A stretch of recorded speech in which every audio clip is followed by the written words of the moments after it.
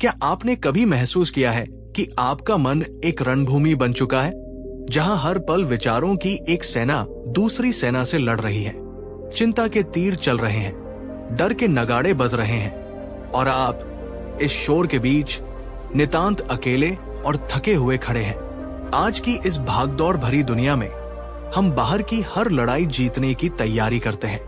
Career की लड़ाई, समाज की लड़ाई, उम्मीदों की लड़ाई। लेकिन उस लड़ाई का क्या जो हमारे भीतर, हमारे अपने मन के अंदर 24 घंटे चलती रहती है? आज हम कोई साधारण कहानी नहीं सुनेंगे। आज हम समय में 2500 साल पीछे जाएंगे और उस महाज्ञानी के चरणों में बैठेंगे जिसने इंसान के मन की गहराइयों को वैसे समझा जैसे कोई और नहीं समझ सका। वो महाज्ञानी जिन्हें हम गौतम बुद्ध के नाम से जानते हैं। बुद्ध कोई भगवान नहीं थे, वे एक मनोवैज्ञानिक थे, मन के सबसे बड़े चिकित्सक। उन्होंने हमें बताया कि मानसिक शक्ति कोई जन्मजात तोहफा नहीं, बल्कि एक कला है जिसे सीखा जा सकता है, जिसे विकसित किया जा सकता है। आज मैं आपके साथ बुद्ध के सिखाए हुए मानसिक मजबूती के वो 28 गहरे रहस्य साझा करने जा रहा हूं, जो अगर आपने अपनी जिंदगी में उतार लिए तो आपका मन एक अशांत समंदर से एक शांत और गहरी झील में बदल जाएगा। ये सिर्फ एक वीडियो नहीं, ये आपके मन के लिए एक साधना है। इसलिए इस यात्रा में मेरे साथ अंत तक बने रहिएगा, क्योंकि हर रहस्य आपके अंदर एक नए दरवाजे को खोलेगा। रहस्य 1, हमारा सबसे पहला और सबसे गहरा रहस्य छिपा है हमारे अपने मन में। बुद्ध कहते हैं, हम जो कुछ भी हैं, वो हमने आज तक क्या सोचा, इस बात का परिणाम है। हमारा जीवन हमारे विचारों से ही बनता है। मन ही सब कुछ है। जैसा हम सोचते हैं वैसा ही हम बन जाते हैं। ये सुनने में बहुत सरल लगता है ना? लेकिन इसकी गहराई सागर से भी ज्यादा है। कल्पना कीजिए, आपका मन एक उपजाऊ बगीचे की तरह है और आपके विचार उस बगीचे में बोए जाने वाले बीज हैं। अब ये आप पर निर्भर करता है कि आप इसमें कौन से बीज बोते हैं।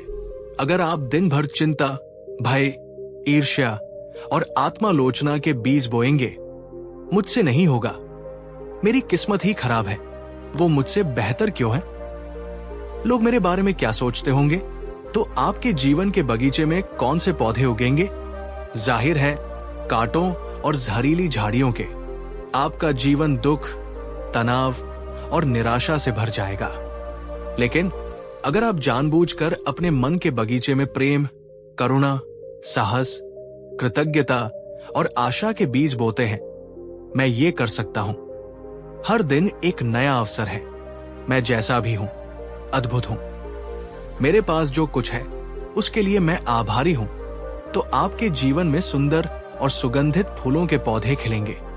आपका जीवन आनंद, शांति और सफलता से महक उठेगा। एक कहानी सुनिए। एक बार 2 शिष्य बुद्ध के साथ यात्रा कर रहे थे। रास्ते में उन्होंने एक जगह आराम करने का फैसला किया। एक शिष्य जो स्वभाव से बहुत नकारात्मक था, बैठते ही शिकायत करने लगा, हे भगवान, कितनी गर्मी है, रास्ता कितना पथरीला है, मेरे पैर दुख गए, पता नहीं मंजिल कब आएगी। उसका चेहरा उतरा हुआ था और वो हर चीज में कमी निकाल रहा था। दूसरा शिष्य जो सकारात्मक था, उसी जगह बैठकर बोला, वाह, कितना सुंदर पेड़ है, इसकी छाव कितनी ठंडी और सुखद है, रास्ते में कितने सुंदर फूल खिले थे, मैं कितना भाग्यशाली हूं कि गुरु के साथ यात्रा करने का अवसर मिला। बुद्ध दोनों को चुपचाप देख रहे थे। उन्होंने पहले शिष्य से पूछा, वत्स, तुम्हारे लिए ये यात्रा कैसी है? उसने कहा, भगवान, ये बहुत कष्टदायक है, मैं थक गया हूं। फिर बुद्ध ने दूसरे शिष्य से पूछा, और तुम्हारे लिए ये यात्रा कैसी है? उसने कहा, भगवान, ये बहुत आनंददायक है, मैं हर पल कुछ नया सीख रहा हूं। बुद्ध मुस्कुराए और बोले, देखो, जगह एक ही है, पेड़ वही है, रास्ता भी वही है, लेकिन तुम दोनों के लिए अनुभव बिल्कुल अलग है। ऐसा क्यों? क्योंकि तुम्हारी दुनिया बाहर नहीं है, तुम्हारी दुनिया तुम्हारे भीतर है। तुम्हारे विचारों में है। एक ने अपनी सोच से अपने लिए नर्क बना लिया है और दूसरे ने अपनी सोच से स्वर्ग। चुनाव तुम्हारा है। मानसिक मजबूती का पहला रहस्य यही है, अपने विचारों के मालिक बनना। बाहरी परिस्थितियां हमेशा हमारे नियंत्रण में नहीं होती, लेकिन उन परिस्थितियों पर हम कैसे विचार करते हैं, ये पूरी तरह हमारे नियंत्रण में है। कोई घटना अपने आप में अच्छी या बुरी नहीं होती, हमारा विचार उसे अच्छा या बुरा बनाता है। अब मैं आपसे एक सवाल पूछता हूं। आज सुबह उठने से लेकर अब तक आपने अपने मन के बगीचे में कौन से बीज ज्यादा बोए हैं, सकारात्मक या नकारात्मक? ईमानदारी से खुद से पूछिए। अपने विचारों के प्रति जागरूक हो जाइए। जैसे ही आप किसी नकारात्मक विचार को पकड़े, उसे पहचाने और उसे एक सकारात्मक विचार से बदल दे। ये एक दिन का काम नहीं, ये निरंतर अभ्यास है। चलिए इस अभ्यास की शुरुआत यही से करते हैं। नीचे कमेंट में लिखें, मेरी सोच मेरी शक्ति है। इस वाक्य को सिर्फ लिखें नहीं, इसे महसूस करें। यही मानसिक अटूटता की नींव है। रहस्य 2, मानसिक कमजोरी और दुख का एक बहुत बड़ा कारण है हमारा चीजों से, लोगों से और परिस्थितियों से चिपक जाना। हम चाहते हैं कि जो अच्छा है वो हमेशा अच्छा रहे, जो हमारे पास है वो हमेशा हमारे पास रहे। लेकिन बुद्ध हमें दूसरा गहरा रहस्य बताते हैं, जो हमारी इस आसक्ति की जड़ों पर प्रहार करता है। बुद्ध कहते हैं, इस दुनिया में कुछ भी स्थायी नहीं है, न सुख न दुख, न जीवन न मृत्यु।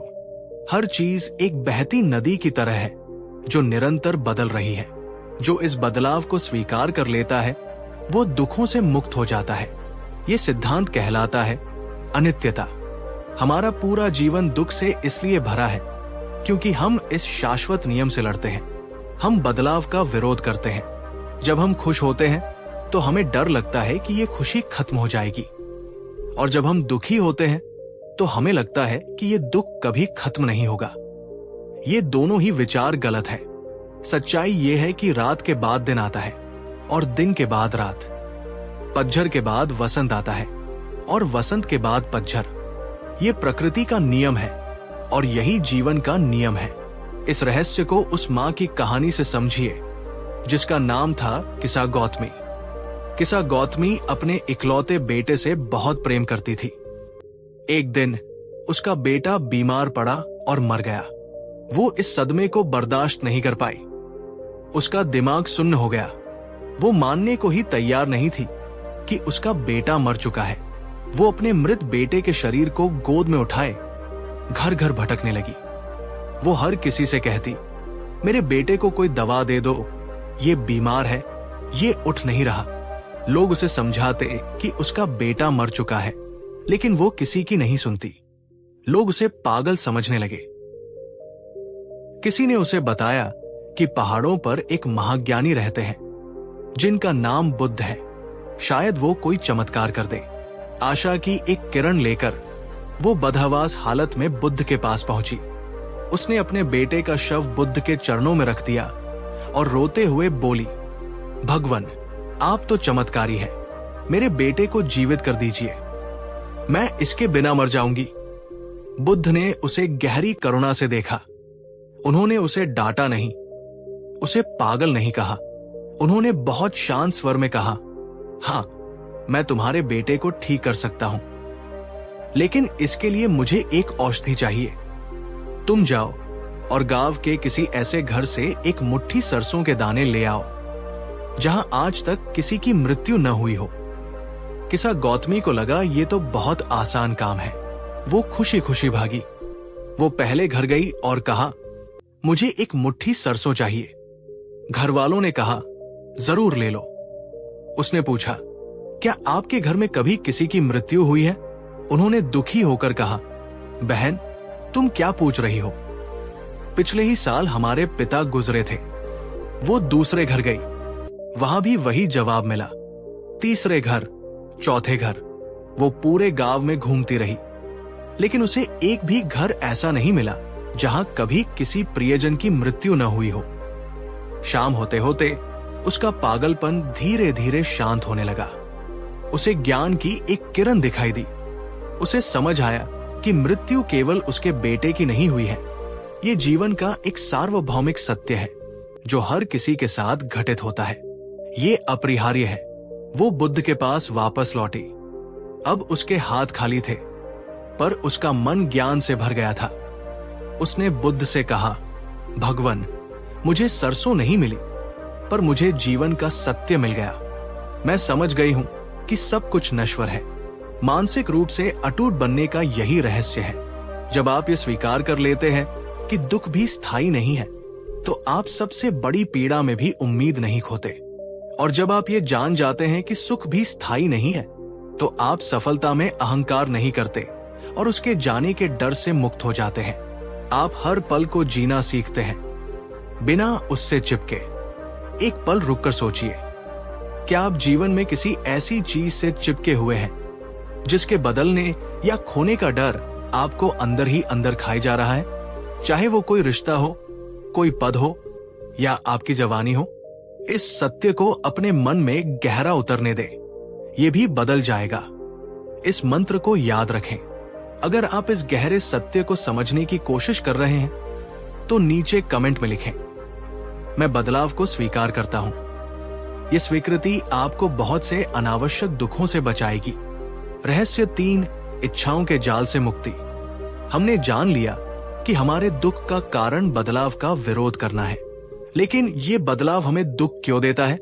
क्योंकि हमारी इच्छाएं और हमारी आसक्ति उस बदलाव के आड़े आती है। यहीं से बुद्ध हमें मानसिक मजबूती के तीसरे और सबसे क्रांतिकारी रहस्य से परिचित कराते हैं। बुद्ध कहते हैं, दुख का मूल कारण तृष्णा है, यानी पाने की चाहत, बने रहने की चाहत और छुटकारा पाने की चाहत। ये थोड़ा गहरा है, इसे ध्यान से समझिए। पाने की चाहत, मुझे और पैसा चाहिए और शोहरत चाहिए, वो इंसान मेरी जिंदगी में चाहिए। बने रहने की चाहत, मैं हमेशा जवान रहना चाहता हूं, मेरी खुशी हमेशा बनी रहे, मेरे प्रियजन हमेशा मेरे साथ रहें। छुटकारा पाने की चाहत, मुझे इस दर्द से छुटकारा चाहिए, इस बीमारी से छुटकारा चाहिए, इस इंसान से छुटकारा चाहिए। ये तीनों ही इच्छाएं, जिन्हें बुद्ध ने तृष्णा कहा है, एक अंतहीन दौर है। एक इच्छा पूरी होती नहीं कि 10 नई पैदा हो जाती है। ये एक ऐसी प्यास है जो समुद्र का पानी पीने से भी नहीं बुझती, बल्कि और बढ़ जाती है। मानसिक शांति इसलिए नहीं मिलती क्योंकि हमारी सारी इच्छाएं पूरी हो जाती हैं, बल्कि मानसिक शांति तब मिलती है जब हमारी इच्छाएं शांत हो जाती हैं। कल्पना कीजिए एक हिरण की, जो कस्तूरी की सुगंध के पीछे भाग रहा है। उसे लगता है कि ये मनमोहक सुगंध कहीं बाहर से, किसी फूल या पौधे से आ रही है। वो उस सुगंध की खोज में जंगल जंगल भटकता है, दौड़ता रहता है, थक कर चूर हो जाता है, लेकिन उसे वो स्रोत कभी नहीं मिलता। वो नहीं जानता कि वो सुगंध उसी के भीतर, उसी की नाभि में मौजूद है। हम भी उस हिरण की तरह ही हैं। हम सुख और शांति को बाहरी चीजों में खोजते रहते हैं। एक नई कार, एक बड़ा घर, एक बेहतर पार्टनर, सोशल मीडिया पर ज्यादा लाइक्स। हम इन इच्छाओं के पीछे भागते भागते अपनी पूरी जिंदगी बिता देते हैं और अंत में पाते हैं कि हम अब भी असंतुष्ट और बेचैन हैं, क्योंकि सच्ची शांति और सच्चा सुख इच्छाओं की पूर्ति में नहीं, बल्कि इच्छाओं से मुक्ति में है। इसका अर्थ ये नहीं है कि आप लक्ष्य बनाना छोड़ दें या जीवन में कुछ पाने का प्रयास न करें। बुद्ध कर्म के विरोधी नहीं थे। वे कहते थे, प्रयास करो, अपना सर्वश्रेष्ठ दो, लेकिन परिणाम से मत चिपको। जरूरत और लालच में बहुत बड़ा अंतर है। भोजन शरीर की जरूरत है, लेकिन स्वादिष्ट भोजन का लालच तृष्णा है। एक घर जरूरत है, लेकिन दूसरों से बड़ा महल बनाने की होड़ तृष्णा है। जब हमारी खुशी इस बात पर निर्भर हो जाती है कि अगर मुझे वो मिलेगा तभी मैं खुश होऊंगा, तो हमने अपनी खुशी का रिमोट कंट्रोल किसी और चीज या व्यक्ति के हाथ में दे दिया है। मानसिक रूप से मजबूत व्यक्ति अपनी खुशी का रिमोट कंट्रोल हमेशा अपने पास रखता है।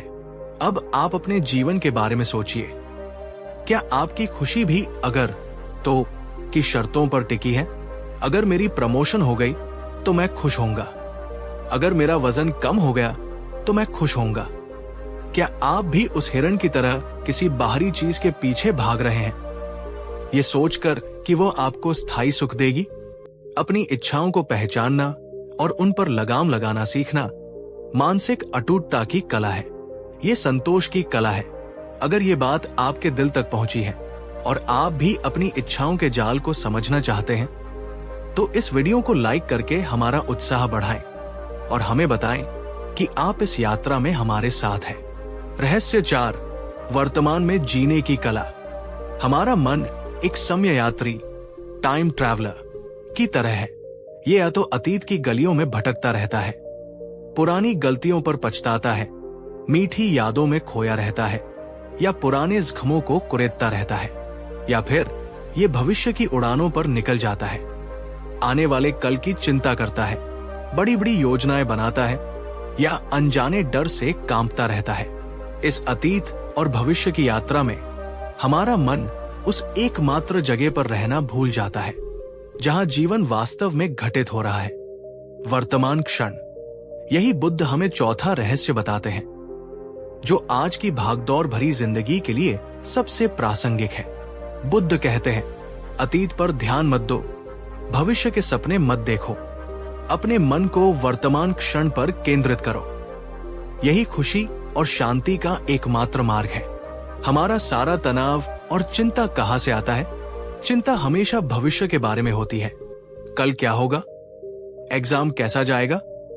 अगर मैं बीमार पड़ गया तो? और हमारा सारा दुख और पछतावा कहां से आता है? वो हमेशा अतीत के बारे में होता है।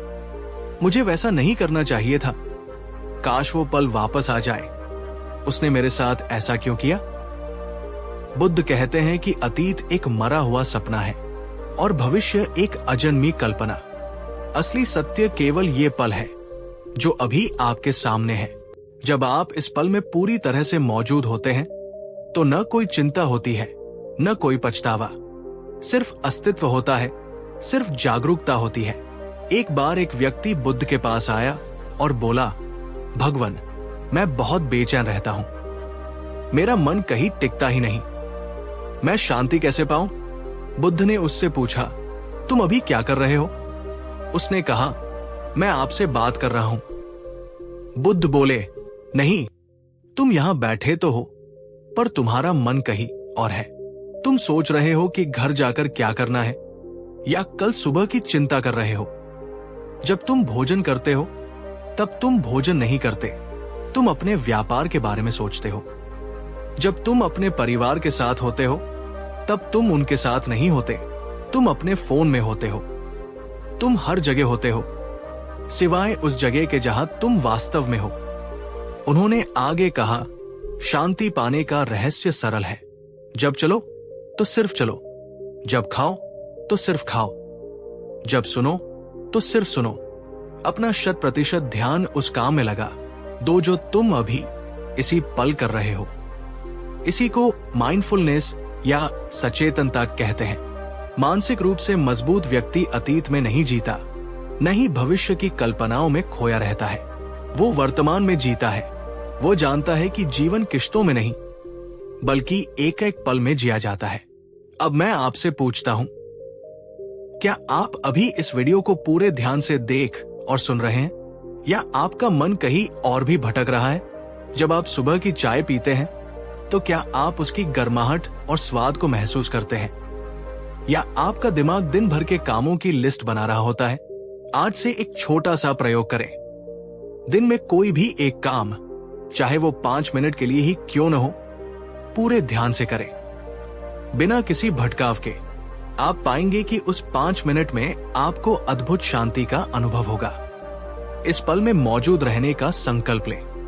कमेंट में लिखें, मैं वर्तमान में जीता हूं। ये सिर्फ एक वाक्य नहीं, ये आपके जीवन को बदलने का सूत्र है। रहस्य 5, क्षमा सबसे बड़ा हथियार है। जीवन की यात्रा में हमें अक्सर ऐसे लोग मिलते हैं जो हमें चोट पहुंचाते हैं, हमारा दिल दुखाते हैं, या हमारे साथ अन्याय करते हैं। ऐसे में क्रोध, घृणा और बदले की भावना हमारे मन में घर कर लेती है। हमें लगता है कि जिसने हमें दर्द दिया है उसे माफ न करके हम उसे सजा दे रहे हैं। लेकिन बुद्ध हमें 5वें रहस्य में बताते हैं कि सच्चाई इसके ठीक उलट है। बुद्ध कहते हैं, क्रोध को अपने मन में रखना किसी और पर फेंकने के इरादे से एक जलते हुए कोयले को अपनी मुट्ठी में पकड़ने जैसा है। अंत में जलते तुम ही हो। जब हम किसी के प्रति घृणा या क्रोध को अपने मन में पालते हैं तो हम उस व्यक्ति को नहीं बल्कि खुद को हर पल जहर पिला रहे होते हैं। वो व्यक्ति तो शायद अपनी जिंदगी में आगे बढ़ चुका है, लेकिन हम उसी अतीत की कड़वाहट में जीकर अपनी वर्तमान की शांति और खुशी को नष्ट कर रहे होते हैं। क्षमा करना उस व्यक्ति को दिया गया कोई उपहार नहीं है, ये खुद को दिया गया उपहार है। ये उस भारी बोझ को अपने कंधों से उतार फेंकने जैसा है जिसे आप बेवजह ढो रहे हैं। क्षमा का अर्थ है खुद को अतीत के पिंजरे से आजाद करना। लेकिन अक्सर लोग पूछते हैं, क्या क्षमा करने का मतलब यह है कि हम जो हुआ उसे भूल जाएं? क्या इसका मतलब है कि हम उस व्यक्ति को फिर से हमें चोट पहुंचाने का मौका दें? इसका जवाब है नहीं। बुद्ध का मार्ग ज्ञान का मार्ग है, मूर्खता का नहीं। क्षमा करने का मतलब भूलना नहीं है, बल्कि सबक सीखना है। आप उस व्यक्ति को उसके कर्मों के बोझ से मुक्त करते हैं, लेकिन आप उस अनुभव से मिले सबक को हमेशा याद रखते हैं। आप भविष्य में खुद की रक्षा करने के लिए सीमाएं तय कर सकते हैं। आप उस व्यक्ति से दूरी बना सकते हैं, लेकिन अपने मन में उसके लिए कोई जहर नहीं रखते। बुद्ध के जीवन की एक प्रसिद्ध घटना है। एक दिन वे प्रवचन दे रहे थे, तभी एक व्यक्ति भरी सभा में आया और उन पर चिल्लाने लगा। वो उन्हें गालियां दे रहा था, उनका अपमान कर रहा था।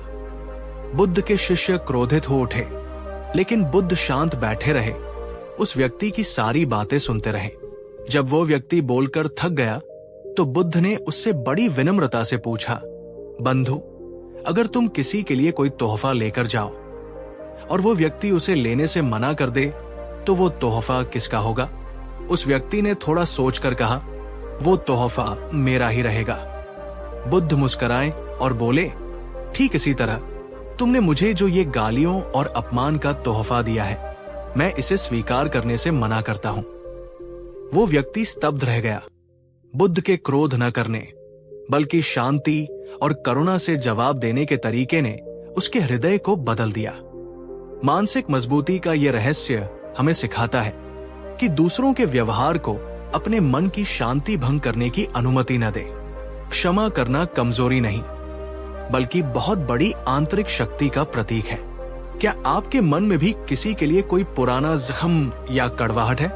क्या कोई ऐसा व्यक्ति है जिसे आपने आज तक माफ नहीं किया है और उसकी याद आते ही आपका मन अशांत हो जाता है? आज उस बोझ को उतार फेंकने का फैसला करें, अपनी शांति के लिए, अपनी खुशी के लिए। ये बहुत मुश्किल हो सकता है, लेकिन ये संभव है। एक कदम आगे बढ़ाएं। कमेंट में लिखें, मैं आजाद होना चुनता हूं। ये आजादी आपको क्षमा से ही मिलेगी। रहस्य 6, अब दीपो भव। हम अक्सर अपनी समस्याओं के समाधान के लिए, अपने दुखों के निवारण के लिए दूसरों पर निर्भर रहते हैं। हम गुरुओं, किताबों या किसी बाहरी शक्ति में अपना उद्धार खोजते हैं। हम चाहते हैं कि कोई आए और हमें रास्ता दिखाए, हमारा हाथ पकड़कर हमें अंधेरे से बाहर निकाल ले। लेकिन अपने अंतिम समय में बुद्ध ने अपने शिष्यों को जो अंतिम उपदेश दिया, वो मानसिक मजबूती का छठा और सबसे सशक्त रहस्य है। बुद्ध ने कहा, अब दीपो भव, अर्थात अपना दीपक स्वयं बनो, अपनी शरण स्वयं बनो, किसी और की शरण मत खोजो। ये एक क्रांतिकारी विचार है। बुद्ध कह रहे हैं कि मुक्ति का मार्ग, सत्य का प्रकाश और दुखों से पार जाने की शक्ति कहीं बाहर नहीं है, वो तुम्हारे अपने भीतर है। कोई और तुम्हें मुक्त नहीं कर सकता, तुम्हें अपना उद्धार स्वयं करना होगा। बुद्ध ने कभी नहीं कहा कि मैं तुम्हारा उद्धार करूंगा। उन्होंने हमेशा कहा, मैंने मार्ग खोज लिया है, अब इस पर चलना तुम्हें स्वयं होगा। वे एक मार्गदर्शक थे, मुक्तिदाता नहीं। यह रहस्य हमें आत्मनिर्भरता और आत्मविश्वास सिखाता है। यह हमें याद दिलाता है कि हमारे हर सवाल का जवाब हमारे अंदर है और हर समस्या का समाधान भी हमारे अंदर ही मौजूद है। जब हम अपनी शक्ति का स्रोत बाहर खोजते हैं तो हम कमजोर हो जाते हैं। हम दूसरों की राय पर, दूसरों की प्रशंसा पर या दूसरों के मार्गदर्शन पर निर्भर हो जाते हैं। अगर कोई हमारी तारीफ करे तो हम खुश हो जाते हैं, कोई आलोचना करे तो हम दुखी हो जाते हैं। हमारा रिमोट कंट्रोल दूसरों के हाथ में होता है। लेकिन जब आप ये जान जाते हैं कि आप स्वयं अपना दीपक हैं, तो आप बाहरी अंधेरे से नहीं डरते। आपको पता होता है कि प्रकाश का स्रोत आपके भीतर है। आप दूसरों की राय से प्रभावित नहीं होते, क्योंकि आप अपनी आंतरिक सच्चाई से जुड़े होते हैं। आप सलाह सबसे लेते हैं, लेकिन अंतिम निर्णय आपकी अपनी अंतरात्मा की आवाज सुनकर लेते हैं। एक शिष्य ने एक बार बुद्ध से पूछा, भगवान, जब आप नहीं रहेंगे तब हमारा मार्गदर्शन कौन करेगा? हम किसके प्रकाश में चलेंगे?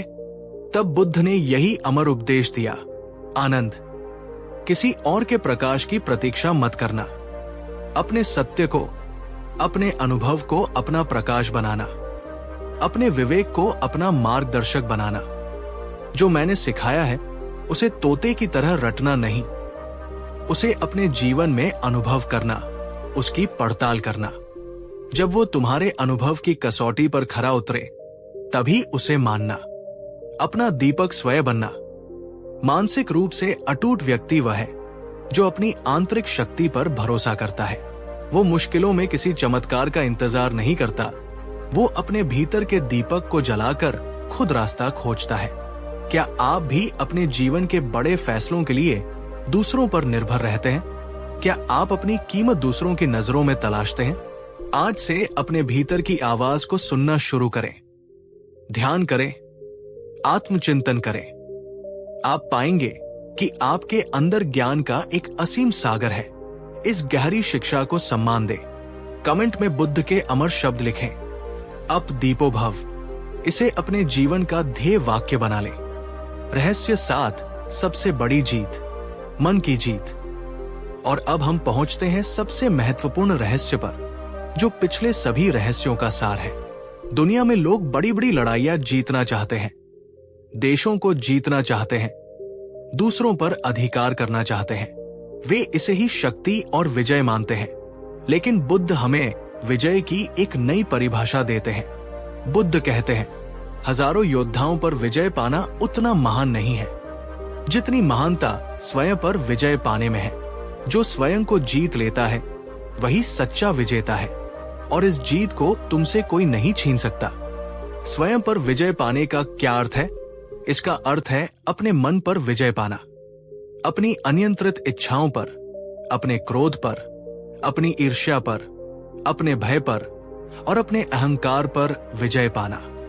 जिस इंसान ने अपने मन को साध लिया, अपनी इंद्रियों को वश में कर लिया, उसने उस सबसे बड़े युद्ध को जीत लिया है जो इस ब्रह्मांड में लड़ा जा सकता है। बाहरी दुश्मन तो आते जाते रहते हैं, लेकिन हमारा अपना अनियंत्रित मन हमारा सबसे बड़ा और स्थायी दुश्मन है। यही हमें रात को सोने नहीं देता, यही हमें बेचैन रखता है, यही हमें गलत निर्णय लेने पर मजबूर करता है। मानसिक रूप से अटूट होने का अंतिम लक्ष्य यही है, अपने मन का गुलाम नहीं बल्कि मालिक बनना। ये यात्रा आसान नहीं है। इसके लिए निरंतर अभ्यास, धैर्य और जागरूकता की आवश्यकता होती है। ध्यान, मेडिटेशन इस युद्ध को जीतने का सबसे शक्तिशाली अस्त्र है। ध्यान के माध्यम से हम अपने विचारों और भावनाओं को देखना सीखते हैं, उनसे अपनी पहचान हटाना सीखते हैं।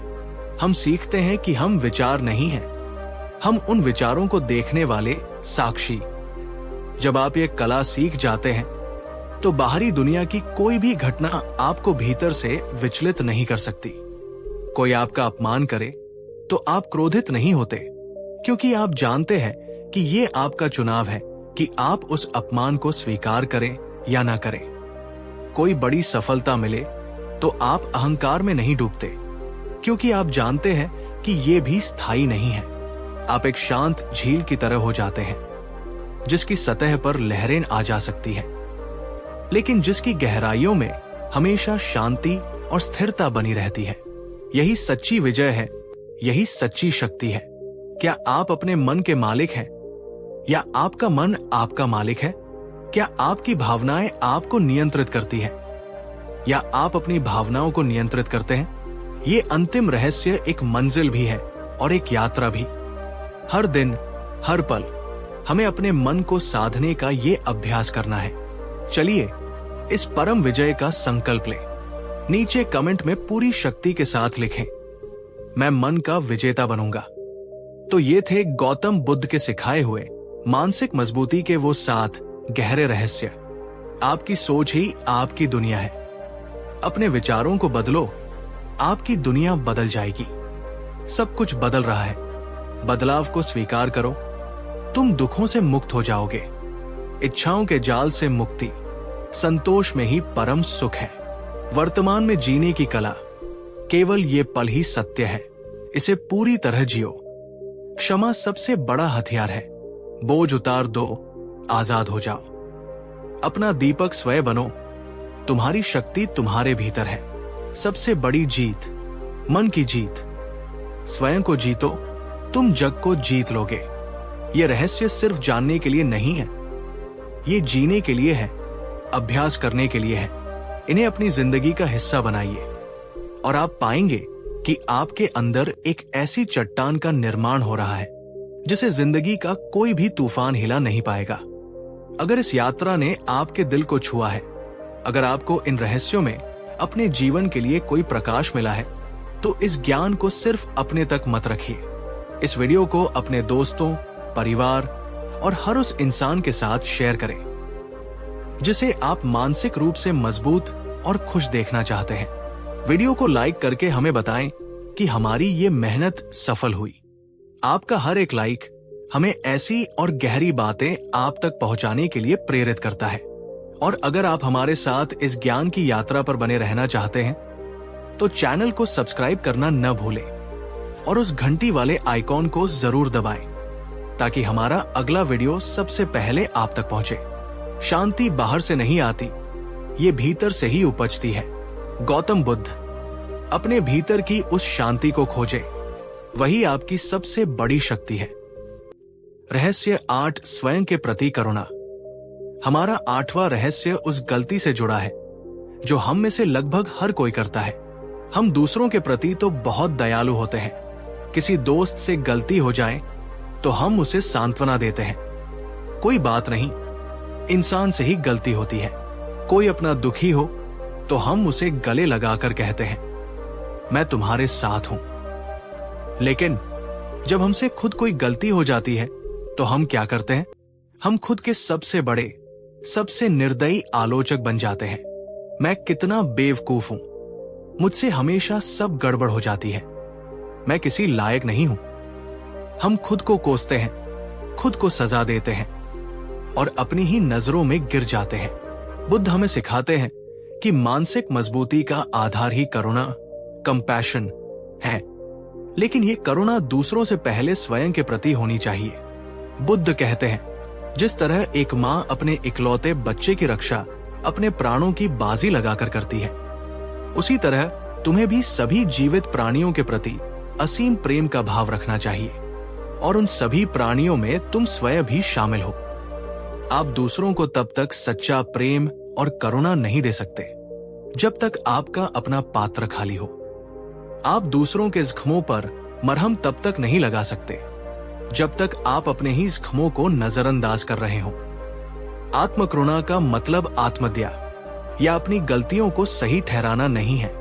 इसका मतलब है खुद को उसी समझदारी, उसी धैर्य और उसी प्रेम से देखना जो आप अपने किसी सबसे प्रिय मित्र को दिखाते हैं। इसका मतलब है ये स्वीकार करना कि आप एक इंसान हैं और इंसान होने के नाते आपसे गलतियां होंगी, आप असफल होंगे, आप अपूर्ण होंगे और ये ठीक है। एक कहानी है जो इस रहस्य को बहुत खूबसूरती से समझाती है। बुद्ध के संग में एक युवा भिक्षु था जिसका नाम था सोपाका। वो ध्यान में बहुत मेहनत करता था लेकिन उसका मन शांत ही नहीं होता था। वो जितना प्रयास करता उसके मन में उतने ही बुरे विचार आते। वो खुद से बहुत निराश था। उसे लगता था कि वो एक अच्छा भिक्षु बनने के लायक नहीं है। एक दिन हताशा में वो बुद्ध के पास गया और बोला, भगवान, मैंने बहुत प्रयास किया पर मैं असफल रहा। मेरा मन मेरे वश में नहीं है। मैं इस पवित्र मार्ग के योग्य नहीं हूं। कृपया मुझे संघ से जाने की अनुमति दे। बुद्ध ने उसे शांत किया और पूछा, सोपाका, क्या तुमने कभी किसी घायल हिरण को देखा है? सोपाका ने कहा, जी भगवान, देखा है। बुद्ध ने पूछा, जब कोई शिकारी उस हिरण को तीर मारता है तो वो हिरण क्या करता है? क्या वो वही बैठकर खुद को कोसता है कि मैं क्यों सावधान नहीं था, मुझे और तेज भागना चाहिए था? या फिर वो एक शांत सुरक्षित जगह ढूंढता है और अपने घाव को जीभ से चाटकर उसे भरने का अवसर देता है? सोपाका ने कहा, भगवान, वो अपने घाव को भरने का प्रयास करता है। बुद्ध मुस्कुराए और बोले, तो फिर तुम अपने साथ एक घायल हिरण जैसा व्यवहार क्यों नहीं करते? जीवन ने तुम्हें असफलता और निराशा के तीर मारे हैं और तुम एक सुरक्षित कोना ढूंढकर अपने घावों को भरने के बजाय खुद को और कोसकर उन घावों को और गहरा कर रहे हो। जाओ और आज से खुद के प्रति दयालु बनो। अपनी हर असफलता के बाद खुद को कोसो मत, बल्कि खुद को सांत्वना दो। अपने हर अच्छे प्रयास के लिए खुद की पीठ थपथपाओ। तुम जैसे भी हो, अपूर्णताओं के साथ तुम प्रेम और करुणा के पात्र हो। उस दिन सोपाका को समझ आया कि उसकी असली समस्या उसका मन नहीं, बल्कि खुद के प्रति उसकी कठोरता थी। उसने आत्मकरुणा का अभ्यास शुरू किया और कुछ ही समय में उसका मन शांत होने लगा। मानसिक रूप से अटूट होने का मतलब कठोर या पत्थर दिल होना नहीं है, बल्कि अपने प्रति कोमल और दयालु होना है, खासकर तब जब आप सबसे ज्यादा तकलीफ में हो। अब मैं आपसे पूछता हूं, क्या आप भी खुद के सबसे बड़े आलोचक हैं? जब आपसे कोई गलती होती है तो आपके मन में सबसे पहला विचार क्या आता है? क्या आप खुद को माफ कर पाते हैं? आज से खुद का सबसे अच्छा दोस्त बनने का संकल्प ले। नीचे कमेंट में लिखें, मैं स्वयं से प्रेम करता हूं। इस एक वाक्य में घावों को भरने की अद्भुत शक्ति है। रहस्य 9, कर्म करो, फल की चिंता नहीं। हमारा 9वां रहस्य मानसिक शांति के सबसे बड़े सूत्रों में से एक है, जिसे श्रीमद् भगवद गीता में भी प्रमुखता से समझाया गया है और बुद्ध ने भी अपने तरीके से सिखाया। यह रहस्य है अनासक्ति, यानी परिणाम से निर्लिप्त होकर कर्म करना। हम में से ज्यादातर लोग जब कोई काम करते हैं तो हमारा पूरा ध्यान उसके परिणाम पर टिका होता है। अगर मैं ये परीक्षा पास कर लूं तो, अगर मुझे ये प्रमोशन मिल गया तो, अगर ये रिश्ता सफल हो गया तो, हमारी सारी खुशी, सारी शांति भविष्य के उस परिणाम पर निर्भर हो जाती है। और यहीं से समस्या शुरू होती है, क्योंकि कर्म करना हमारे हाथ में है, लेकिन परिणाम पर हमारा पूरा नियंत्रण कभी नहीं होता। परिणाम बहुत सी बाहरी चीजों पर भी निर्भर करता है। जब परिणाम हमारी उम्मीद के मुताबिक नहीं आता तो हम टूट जाते हैं, निराश हो जाते हैं और हमें लगता है कि हमारी सारी मेहनत बेकार हो गई। बुद्ध हमें सिखाते हैं, तुम्हारा कर्तव्य केवल कर्म करना है, उसके फल पर तुम्हारा अधिकार नहीं है। इसलिए अपने कर्म का आनंद लो, उसे पूरी लगन और ईमानदारी से करो, लेकिन उसके परिणाम की चिंता में खुद को मत जलाओ। इसे अनासक्ति का सिद्धांत कहते हैं। इसका मतलब कर्महीन होना या आलसी होना नहीं है, बल्कि इसका मतलब है अपना 100% प्रयास करने के बाद परिणाम को सहजता से स्वीकार करने की कला, चाहे वो सफलता हो या असफलता। एक किसान की कहानी से इसे समझिए। एक बुद्धिमान किसान था। वो सही समय पर खेत जोतता, सबसे अच्छी गुणवत्ता के बीज बोता, समय पर खाद पानी देता और खरपतवार निकालता। वो अपना हर काम पूरी लगन, मेहनत और कुशलता से करता था। लेकिन बीज बोने के बाद वो कभी चिंता में नहीं डूबता था। वो ये नहीं सोचता था कि बारिश होगी या नहीं, फसल अच्छी होगी या नहीं, कोई कीड़ा तो नहीं लग जाएगा। वो जानता था कि बारिश, धूप और मौसम उसके नियंत्रण से बाहर है। उसने वो सब कुछ कर दिया जो उसके वश में था। अब बाकी प्रकृति पर छोड़ देना ही बुद्धिमानी है। अगर फसल बहुत अच्छी होती तो वो कृतज्ञ होता, लेकिन अहंकार में नहीं डूबता। और अगर किसी साल सूखा पड़ने या बाढ़ आने से फसल खराब हो जाती तो वो दुखी होता, पर टूटता नहीं था। वो जानता था कि उसने अपनी तरफ से कोई कमी नहीं रखी थी। वो उस अनुभव से सीखता और अगली फसल की तैयारी में लग जाता। उसकी शांति और मजबूती का राज यही था। वो अपने कर्म से जुड़ा था, परिणाम से नहीं। मानसिक रूप से अटूट व्यक्ति एक कुशल धनुर्धर की तरह होता है। उसका पूरा ध्यान धनुष को सही ढंग से खींचने, अपनी सांसों को साधने और लक्ष्य पर ध्यान केंद्रित करने में होता है। एक बार जब तीर कमान से निकल जाता है तो वो हवा के झोंकों या लक्ष्य के हिलने की चिंता नहीं करता। वो जानता है कि उसका काम तीर छोड़ने तक ही था।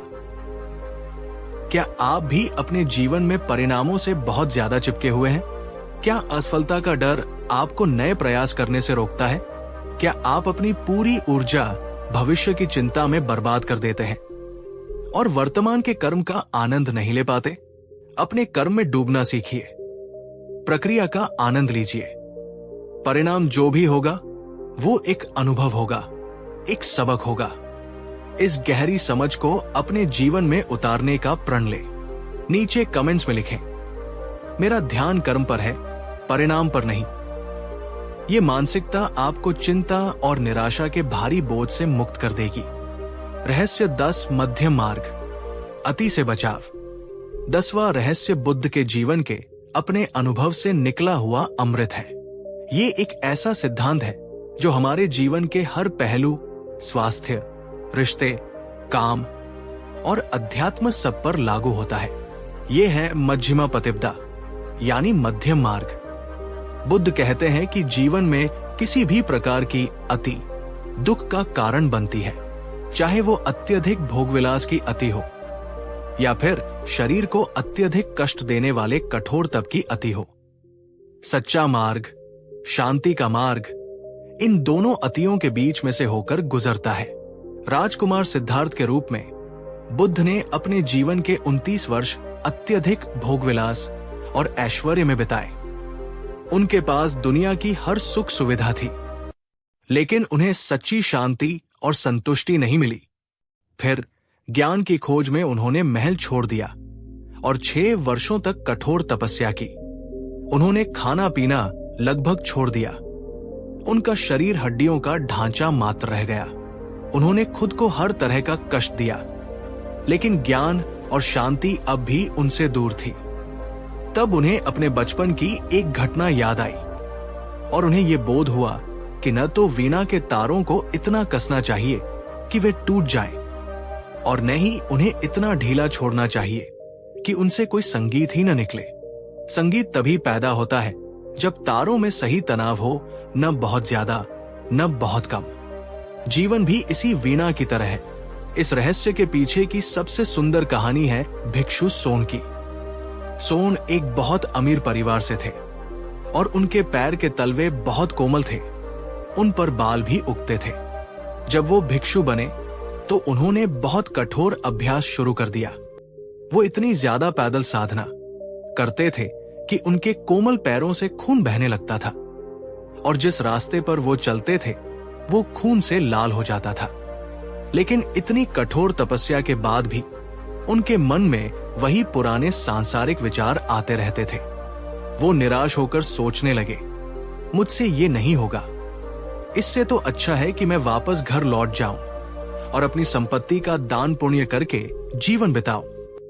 बुद्ध को अपनी दिव्य दृष्टि से सोन के मन की बात पता चल गई।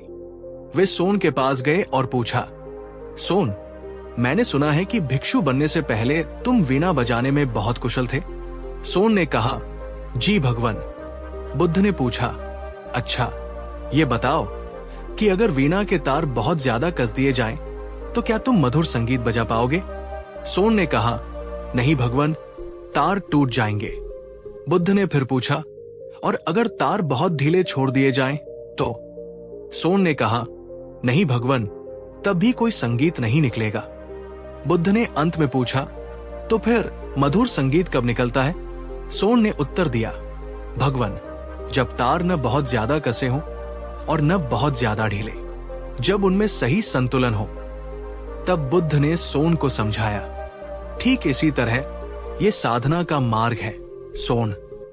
बहुत ज्यादा ऊर्जा और कठोरता से भी मन थक जाता है और टूट जाता है, और बहुत ज्यादा आलस्य और ढीलेपन से कोई प्रगति नहीं होती। तुम्हें भी अपनी साधना में संतुलन खोजना होगा, मध्यम मार्ग अपनाना होगा। उस दिन सोन को अपनी गलती समझ आई। उन्होंने मध्यम मार्ग अपनाया और जल्द ही अरहत पद, ज्ञान की उच्चतम अवस्था को प्राप्त कर लिया।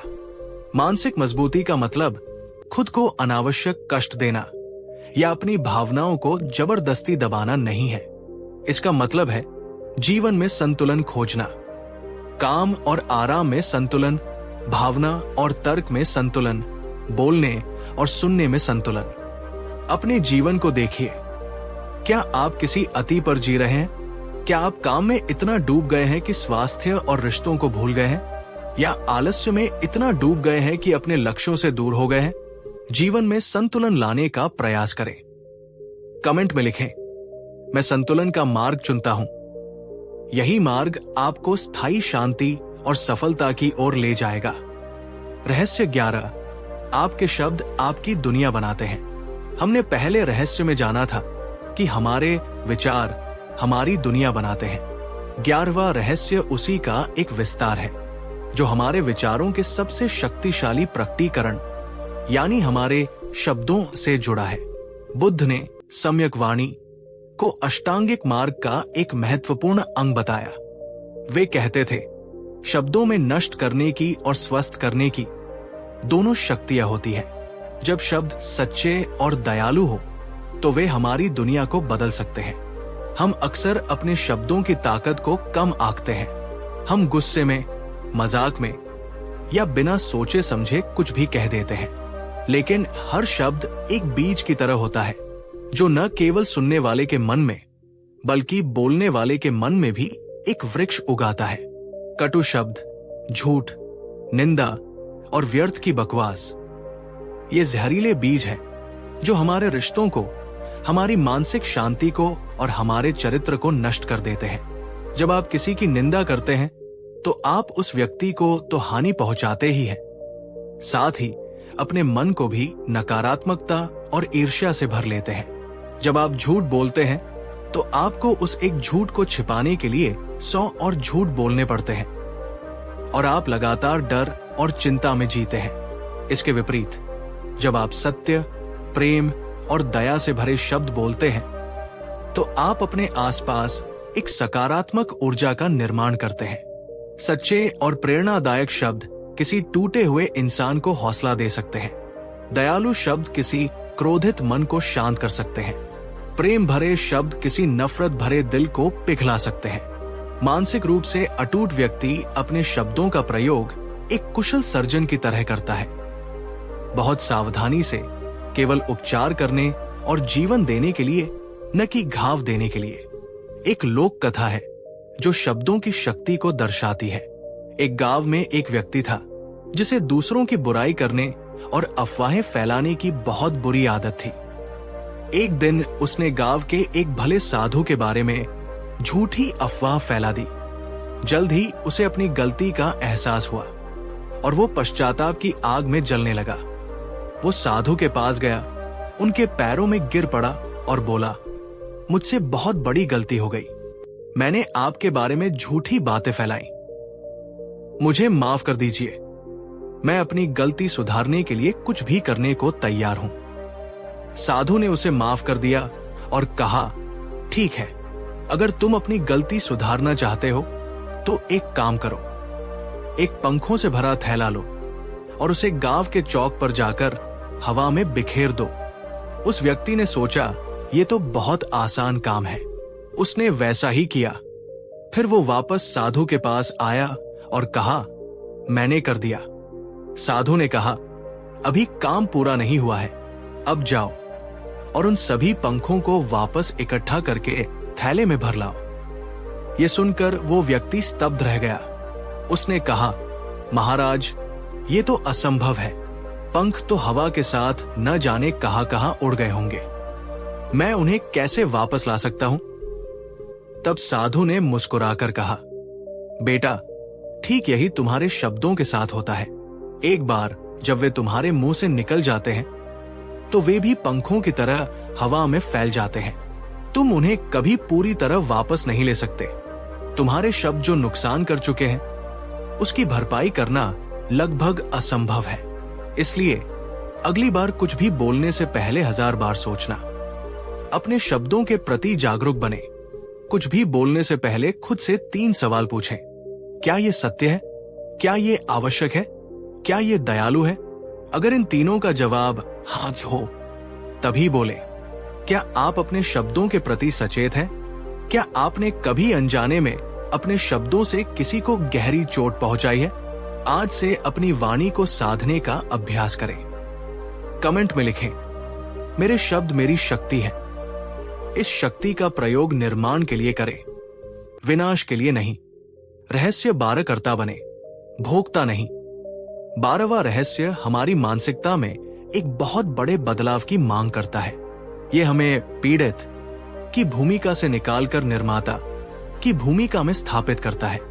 हम में से बहुत से लोग अपने जीवन की असफलताओं और दुखों के लिए बाहरी परिस्थितियों को या दूसरे लोगों को दोष देने के आदी होते हैं। मेरी किस्मत ही खराब है, मेरे बॉस की वजह से मैं आगे नहीं बढ़ पा रहा हूं, मेरे परिवार ने मुझे सपोर्ट नहीं किया, सरकार की नीतियां खराब है। जब हम ऐसा करते हैं तो हम अनजाने में अपने जीवन की बागडोर किसी और के हाथ में थमा देते हैं।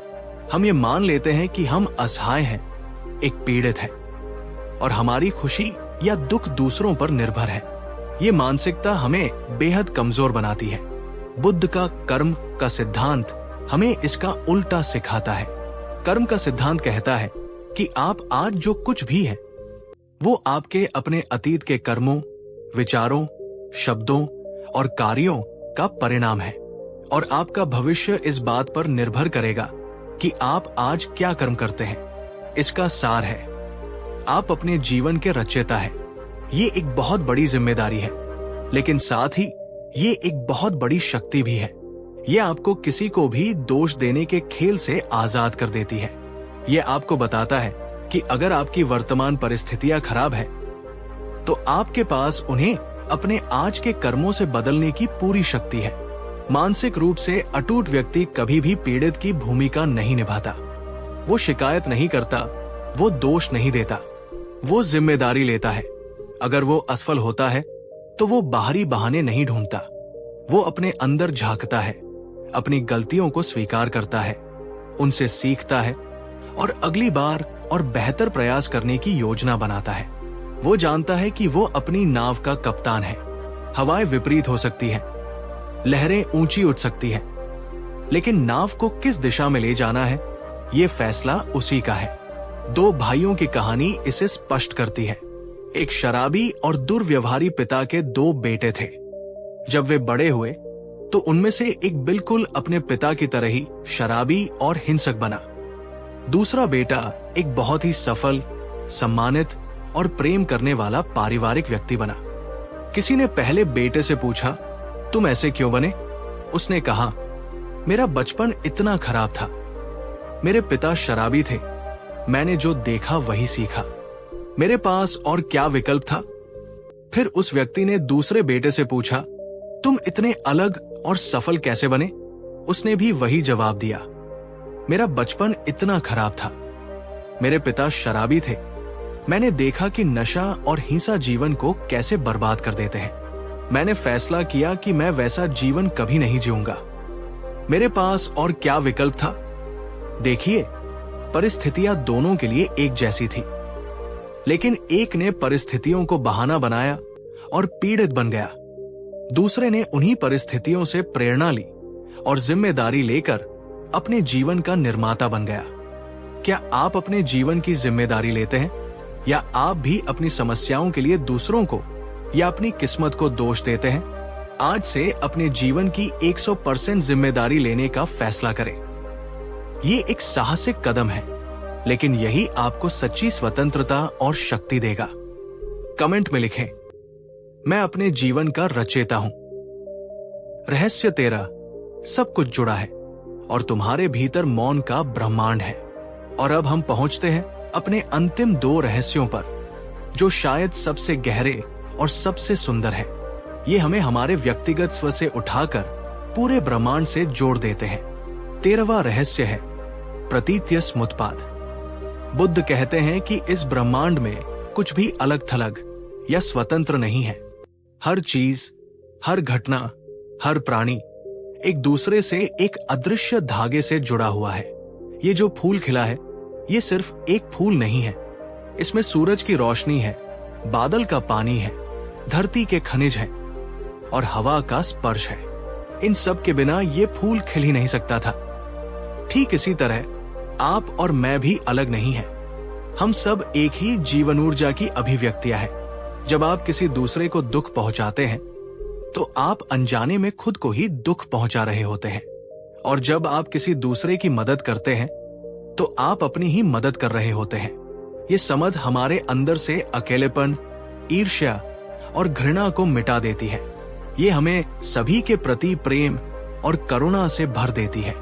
जब आप जानते हैं कि हम सब एक हैं, तो आप किसी से नफरत कैसे कर सकते हैं? ये हमें विनम्र बनाती है, क्योंकि हमें एहसास होता है कि हमारी सफलता केवल हमारी नहीं है, इसमें अनगिनत लोगों और परिस्थितियों का योगदान है। और इसी जुड़ाव को महसूस करने का, इस ब्रह्मांडीय सत्य को अनुभव करने का रास्ता हमें 14वें और अंतिम रहस्य की ओर ले जाता है। 14वां रहस्य है आंतरिक मौन। आज की दुनिया शोर से भरी है।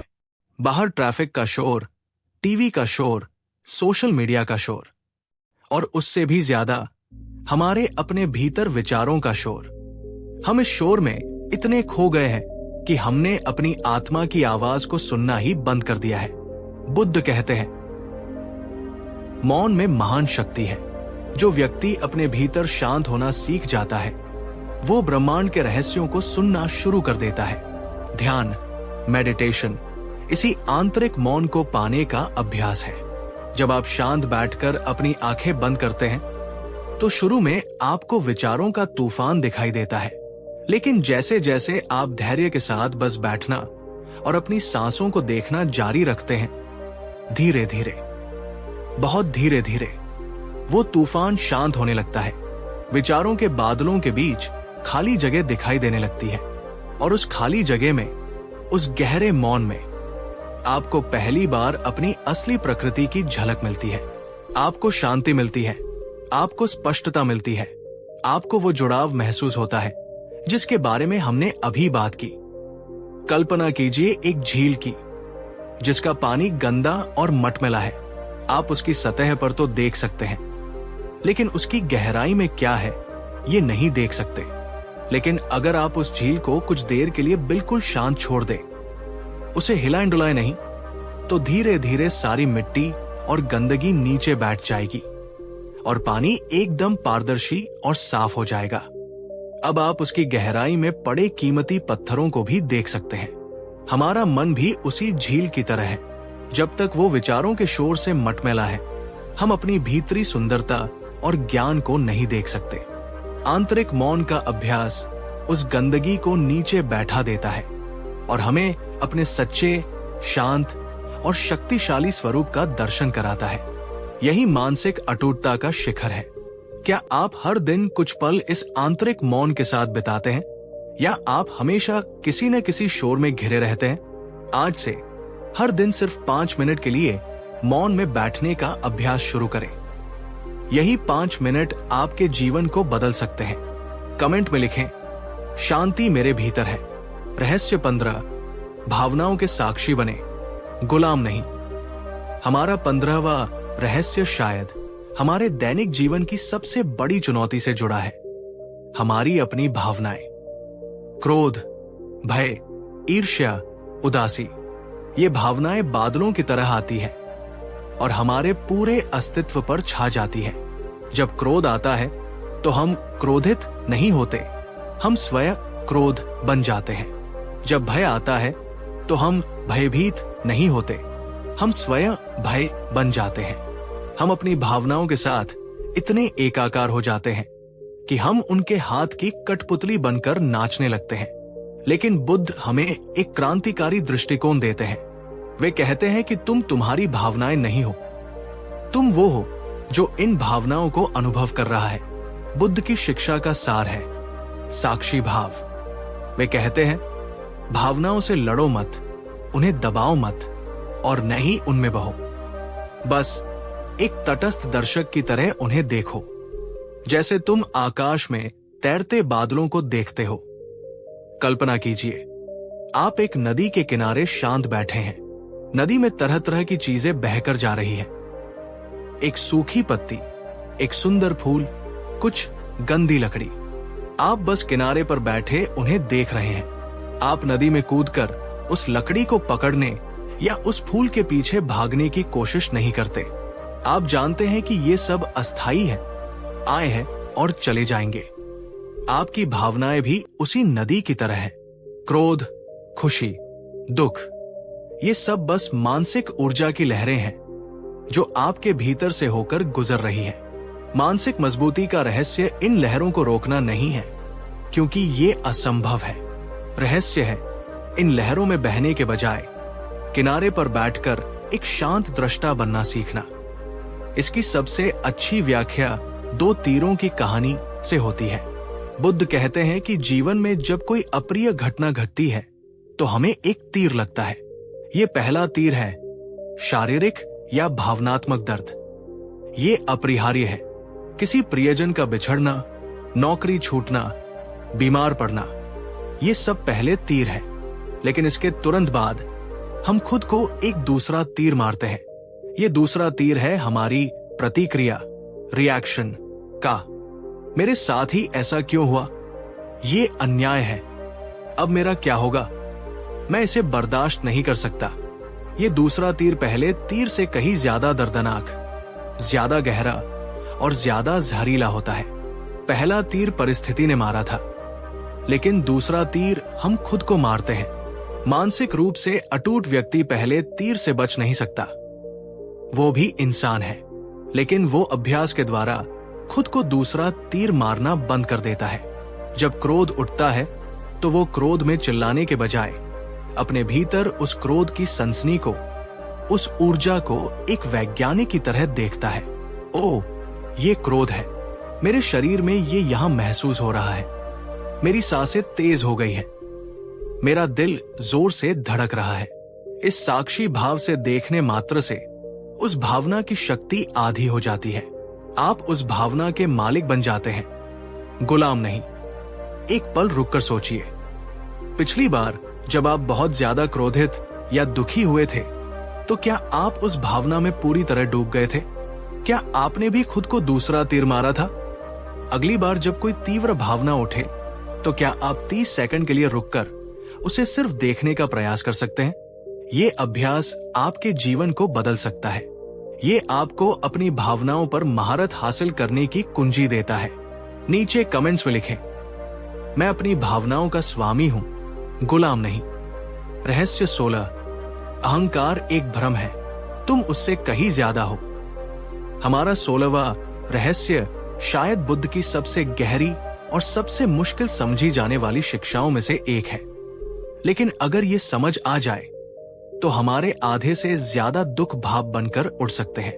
ये रहस्य है अनात्मन, अनट या नो सेल्फ का सिद्धांत। हम सब एक मैं की भावना के साथ जीते हैं।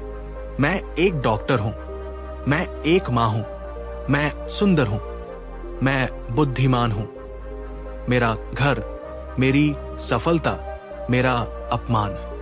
ये मैं या अहंकार, ईगो ही है जिसे चोट लगती है, जो अपमानित महसूस करता है, जो दूसरों से अपनी तुलना करता है और जो हर चीज से चिपका रहता है। बुद्ध कहते हैं कि ये मैं, जिसे तुम इतना ठोस और स्थायी समझते हो, वास्तव में एक भ्रम है। तुम जिसे मैं कहते हो वो वास्तव में 5 चीजों का एक अस्थायी संयोजन है। तुम्हारा शरीर, तुम्हारी भावनाएं, तुम्हारी धारणाएं, तुम्हारे मानसिक संस्कार, विचार, और तुम्हारी चेतना। और ये पांचों चीजें हर पल बदल रही हैं। आपका शरीर आज वैसा नहीं है जैसा 10 साल पहले था। आपके विचार एक क्षण में कुछ होते हैं, दूसरे क्षण में कुछ और। तो फिर वो स्थायी मैं कहाँ है? बुद्ध एक नदी का उदाहरण देते हैं। आप एक नदी को देखते हैं और उसे गंगा कहते हैं। आप कल आकर देखते हैं, तब भी उसे गंगा कहते हैं। लेकिन क्या वो वही नदी है? नहीं, उसका हर एक पानी का कण बदल चुका है। वो एक सतत प्रवाह है, कोई स्थायी चीज नहीं। ठीक इसी तरह तुम भी एक स्थायी व्यक्ति नहीं हो। तुम एक सतत प्रक्रिया हो, एक प्रवाह हो। जब हम इस बात को गहराई से समझ लेते हैं तो ये हमें अद्भुत रूप से मुक्त कर देता है। अगर कोई आपकी आलोचना करता है तो आप दुखी नहीं होते, क्योंकि आप जानते हैं कि वो आपके शरीर या आपके किसी विचार की आलोचना कर रहा है, जो कि अस्थायी है। वो आपके असली स्वरूप की आलोचना नहीं कर सकता, क्योंकि उसका कोई ठोस आकार ही नहीं है।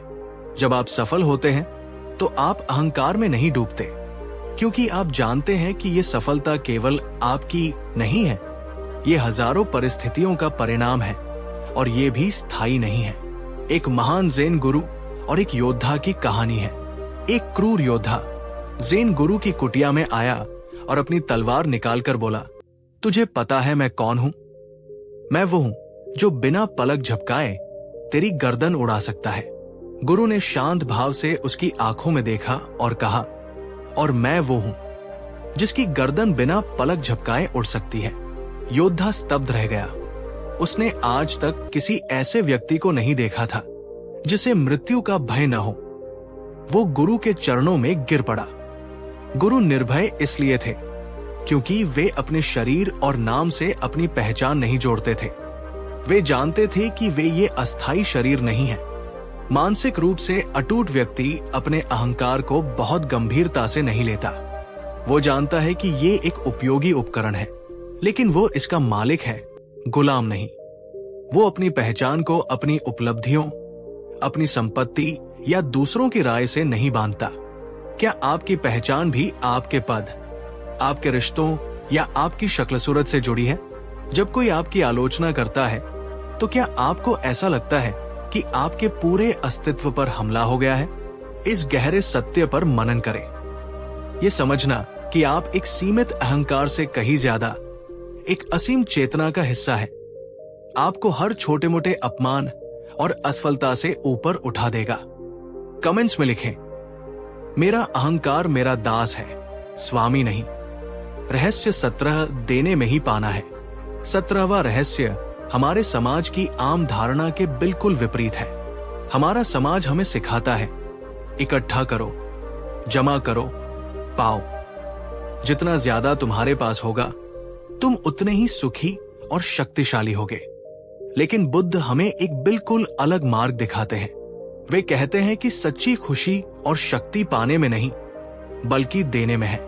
यह रहस्य है दान, दना या उदारता की शक्ति। जब हम किसी चीज को मुट्ठी में कसकर पकड़ते हैं तो हमारा हाथ बंद हो जाता है, उसमें कुछ और नया नहीं आ सकता। लेकिन जब हम अपनी मुट्ठी खोलते हैं और जो हमारे पास है उसे दूसरों के साथ साझा करते हैं, तो हमारा हाथ खाली और खुला हो जाता है और पूरा ब्रह्मांड उसे भरने के लिए तैयार रहता है। देने का मतलब सिर्फ पैसा या वस्तुएं देना नहीं है।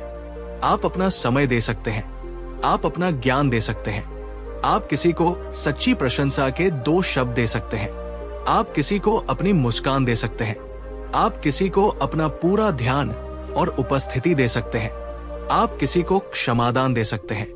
ये सब दान के ही रूप है।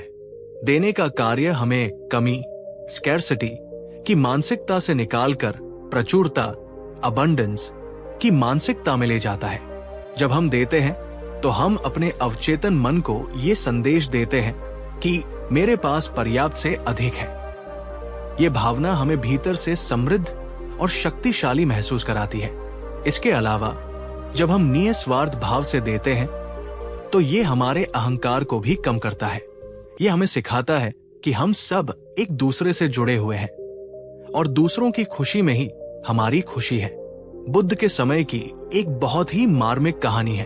एक बार राजा प्रसेनजित ने बुद्ध और उनके संघ के लिए एक बहुत बड़े भोज और दान समारोह का आयोजन किया। उसने हजारों कीमती वस्त्र, भोजन और स्वर्ण मुद्राएं दान की। उसे बहुत गर्व था कि उससे बड़ा दानी कोई नहीं है। समारोह के अंत में बुद्ध ने धन्यवाद देते हुए सभी दानियों को आशीर्वाद दिया, लेकिन उन्होंने राजा की ओर देखे बिना एक कोने में खड़ी एक बूढ़ी गरीब भिखारिन की ओर देखकर कहा, आज की सबसे बड़ी दानी ये वृद्धा है। राजा और सभी दरबारी हैरान रह गए। राजा ने क्रोध में कहा, भगवन, मैंने इतना कुछ दिया और आप कह रहे हैं कि इस भिखारिन का दान, जिसके पास शायद एक सिक्का भी नहीं है, मुझसे बड़ा है। ये कैसे संभव है? बुद्ध ने शांत भाव से समझाया, राजन, तुमने जो दिया वो तुम्हारी असीम संपत्ति का एक छोटा सा अंश था। उसे देने से तुम्हारे जीवन पर कोई फर्क नहीं पड़ा। लेकिन इस वृद्धा के पास आज भिक्षा में केवल 2 सूखी रोटियां थी। उसने एक रोटी खुद के लिए रखी और दूसरी, जो उसके पास सब कुछ था, एक भूखे कुत्ते को दे दी।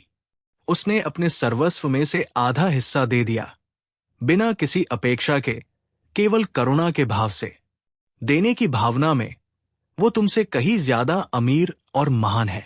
उस दिन राजा को समझ आया कि दान का मूल्य वस्तु की कीमत में नहीं, बल्कि देने वाले के त्याग और भावना में होता है। मानसिक रूप से अटूट व्यक्ति जानता है कि पकड़कर रखने से चिंता और भय बढ़ता है, जबकि साझा करने से प्रेम और आनंद बढ़ता है। क्या आप भी देने से डरते हैं? क्या आपको लगता है कि देने से आपके पास कम हो जाएगा? आज कुछ देने का प्रयास करें, चाहे वो एक मुस्कान ही क्यों न हो, और फिर देखें कि आपको भीतर से कैसा महसूस होता है। उदारता को अपने जीवन का एक हिस्सा बनाएं। नीचे कमेंट में लिखें, देने से मैं और समृद्ध होता हूं। रहस्य 18, सही प्रयास का रहस्य। हमारा 18वां रहस्य उन लोगों के लिए है जो मेहनत तो बहुत करते हैं, लेकिन फिर भी उन्हें मनचाहे परिणाम नहीं मिलते। वे अक्सर थक जाते हैं, निराश हो जाते हैं और प्रयास करना ही छोड़ देते हैं। समस्या उनकी मेहनत में नहीं, बल्कि उनकी मेहनत की दिशा में है। बुद्ध हमें सिखाते हैं कि केवल प्रयास करना काफी नहीं है।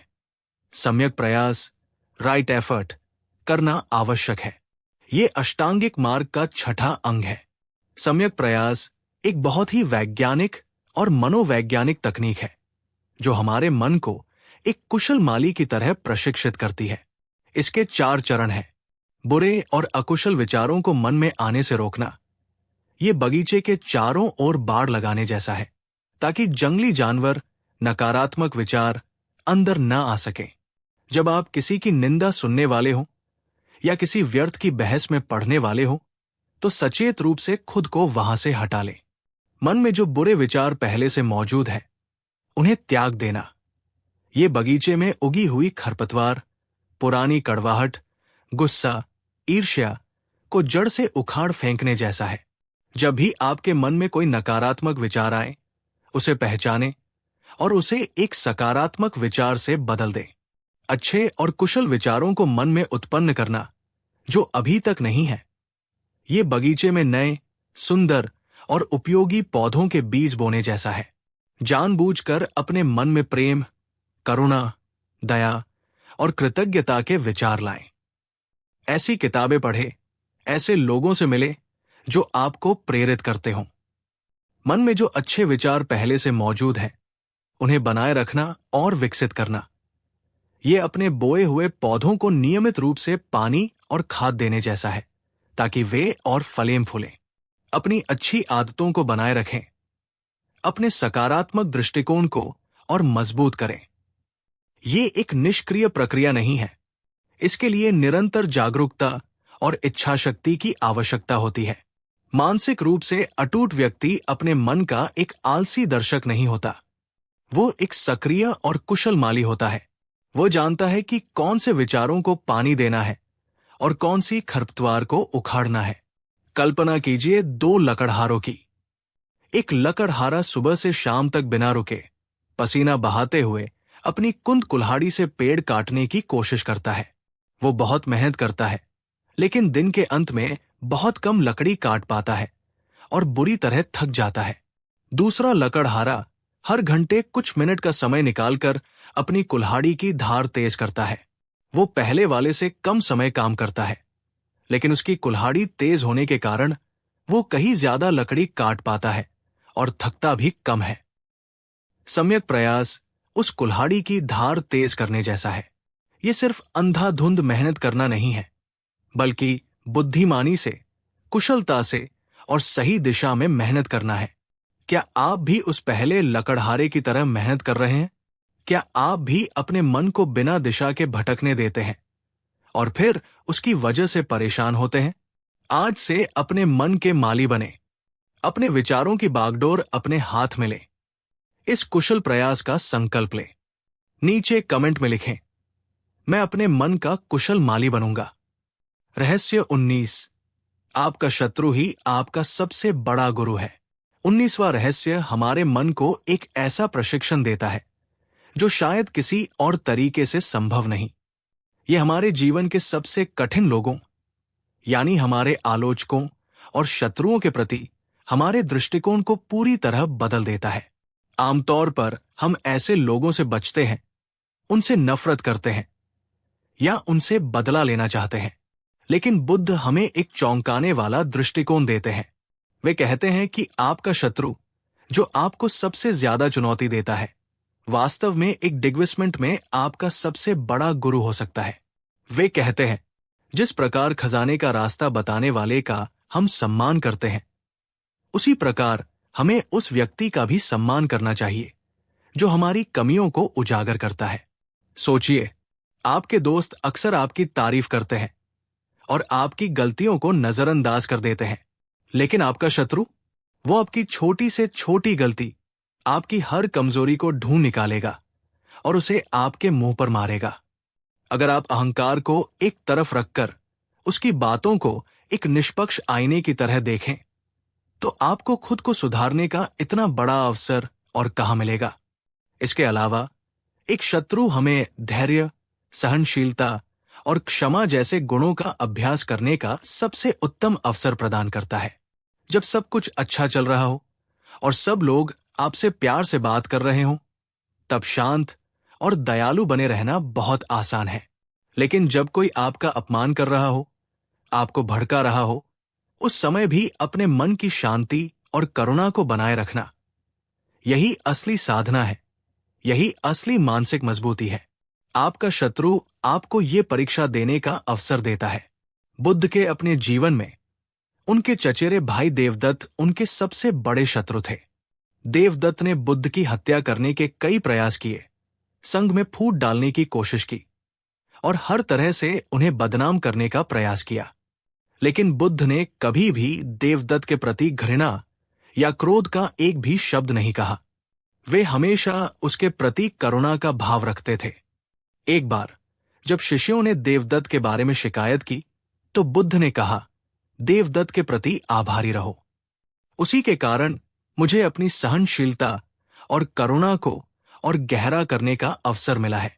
वो मेरे आध्यात्मिक मार्ग में एक शिक्षक की तरह है। मानसिक रूप से अटूट व्यक्ति चुनौतियों से भागता नहीं, वो उन्हें विकास के अवसर के रूप में देखता है। वो अपने शत्रुओं से नफरत नहीं करता, वो उनसे सीखता है। क्या आपके जीवन में भी कोई ऐसा व्यक्ति है जो आपको लगातार चुनौती देता है? क्या आप उसे एक शत्रु के रूप में देखते हैं, या आप उसे एक शिक्षक के रूप में देखने का प्रयास कर सकते हैं जो आपको धैर्य और आत्म सुधार का पाठ पढ़ाने आया है? ये दृष्टिकोण अपनाना बहुत कठिन है, लेकिन ये आपको अजेय बना सकता है। नीचे कमेंट्स में लिखें, हर चुनौती एक अवसर है। रहस्य 20, कृतज्ञता सबसे शक्तिशाली औषधि। 20वां रहस्य एक ऐसी जादुई औषधि है जो चिंता, ईर्ष्या और असंतोष जैसी हर मानसिक बीमारी का इलाज कर सकती है।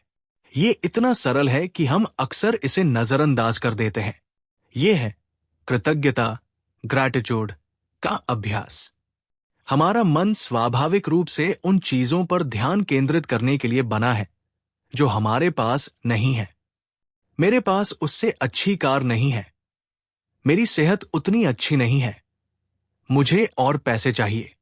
ये कमी की मानसिकता ही हमारे सारे दुख और बेचैनी की जड़ है। कृतज्ञता इस पैटर्न को तोड़ देती है। ये जानबूझकर अपना ध्यान उन चीजों पर केंद्रित करने की कला है जो हमारे पास है, बजाय उनके जो नहीं है। बुद्ध सिखाते हैं, चलो उठें और आभारी हों, क्योंकि अगर हमने आज बहुत कुछ नहीं सीखा तो कम से कम थोड़ा तो सीखा, और अगर थोड़ा भी नहीं सीखा तो कम से कम हम बीमार तो नहीं पड़े, और अगर हम बीमार भी पड़ गए तो कम से कम हम मरे तो नहीं। इसलिए चलो हम सब आभारी हों। कृतज्ञता का अभ्यास आपके मस्तिष्क के न्यूरोलॉजिकल पाथवे को बदल देता है। यह आपको नकारात्मकता के चक्र से निकालकर सकारात्मकता के चक्र में ले आता है। जब आप आभारी होते हैं तो ईर्ष्या के लिए कोई जगह नहीं बचती। जब आप आभारी होते हैं तो शिकायत के लिए कोई जगह नहीं बचती। जब आप आभारी होते हैं तो भय और चिंता कम हो जाते हैं और संतोष और शांति बढ़ जाती है। एक राजा और एक साधु की कहानी है। एक राजा था जिसके पास सब कुछ था, महल, धन, सेना, लेकिन वो हमेशा दुखी और चिंतित रहता था। एक दिन वो जंगल में एक साधु से मिला जो एक पेड़ के नीचे बैठा आनंद से भजन गा रहा था। उसके पास एक लंगोटी और एक भिक्षा पात्र के सिवा कुछ नहीं था। राजा ने हैरानी से पूछा, तुम इतने खुश कैसे हो? तुम्हारे पास तो कुछ भी नहीं है। साधु ने मुस्कुराकर कहा, राजन, तुम गलत कह रहे हो। मेरे पास बहुत कुछ है। मेरे पास ये स्वस्थ शरीर है जिससे मैं चल फिर सकता हूं। मेरे पास ये सांसें हैं जो मुझे जीवित रखे हुए हैं। मेरे पास ये पेड़ है जो मुझे छांव दे रहा है। मेरे पास सूर्य का प्रकाश और पक्षियों का संगीत है। मेरे पास इन सब चीजों के लिए कृतज्ञता से भरा हृदय है। अब तुम बताओ, तुम्हारे पास क्या है? राजा निरुत्तर हो गया। उसे पहली बार एहसास हुआ कि वो अपनी सल्तनत के बोझ तले दबा है, जबकि साधु अपनी कृतज्ञता में आजाद और समृद्ध है। मानसिक रूप से अटूट व्यक्ति अपनी खुशी के लिए बाहरी परिस्थितियों का इंतजार नहीं करता। वो अपने पास मौजूद नियामतों के लिए आभारी होकर हर पल में खुशी खोज लेता है। आज, अभी, इसी पल ऐसी 3 चीजों के बारे में सोचें जिनके लिए आप सच में आभारी हैं।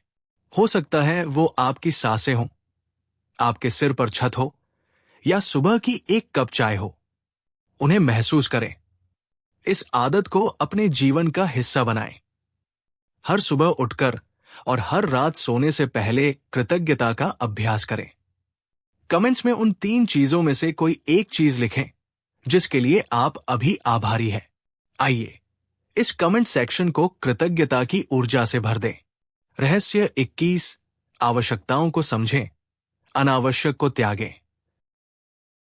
और अब हम पहुंचते हैं इस यात्रा के अंतिम रहस्य पर। यह रहस्य हमारे जीवन से उस सारे बोझ और जटिलता को हटा देता है जो हमारी मानसिक शांति को चुरा लेती है। यह है सरलता, सिंप्लिसिटी का मार्ग। आज की दुनिया हमें लगातार और ज्यादा और बेहतर और नया खरीदने के लिए उकसाती है। हमें लगता है कि जितनी ज्यादा चीजें हमारे पास होंगी, हम उतने ही खुश और सफल होंगे। लेकिन होता इसका उल्टा है। जितनी ज्यादा चीजें, उतनी ज्यादा चिंता उन्हें संभालने की, उनकी देखभाल करने की, उन्हें खोने की। एक अव्यवस्थित और भरा हुआ भौतिक जीवन एक अव्यवस्थित और भरे हुए मन को जन्म देता है। बुद्ध हमें अपनी जरूरतों, नीड्स और चाहतों, वॉन्ट्स के बीच अंतर करना सिखाते हैं। भोजन, वस्त्र, आवास और औषधि, ये हमारी बुनियादी जरूरतें हैं। लेकिन एक डिजाइनर कपड़ा, एक लग्जरी कार, एक बहुत बड़ा बंगला, ये हमारी चाहते हैं जो अक्सर समाज और हमारे अहंकार द्वारा पैदा की जाती है। बुद्ध कहते हैं कि एक सुखी और शांत जीवन के लिए बहुत कम चीजों की आवश्यकता होती है। जब हम अपनी जिंदगी से अनावश्यक चीजों, अनावश्यक रिश्तों और अनावश्यक गतिविधियों को हटा देते हैं, तो हमारे पास उस चीज के लिए ज्यादा समय और ऊर्जा बचती है जो वास्तव में महत्वपूर्ण है। हमारी आंतरिक शांति, हमारे रिश्ते और हमारा आत्मविकास। सरलता का मतलब गरीबी में जीना या साधु बन जाना नहीं है। इसका मतलब है सचेत रूप से ये चुनाव करना कि आप अपने जीवन में क्या रखना चाहते हैं और क्या नहीं।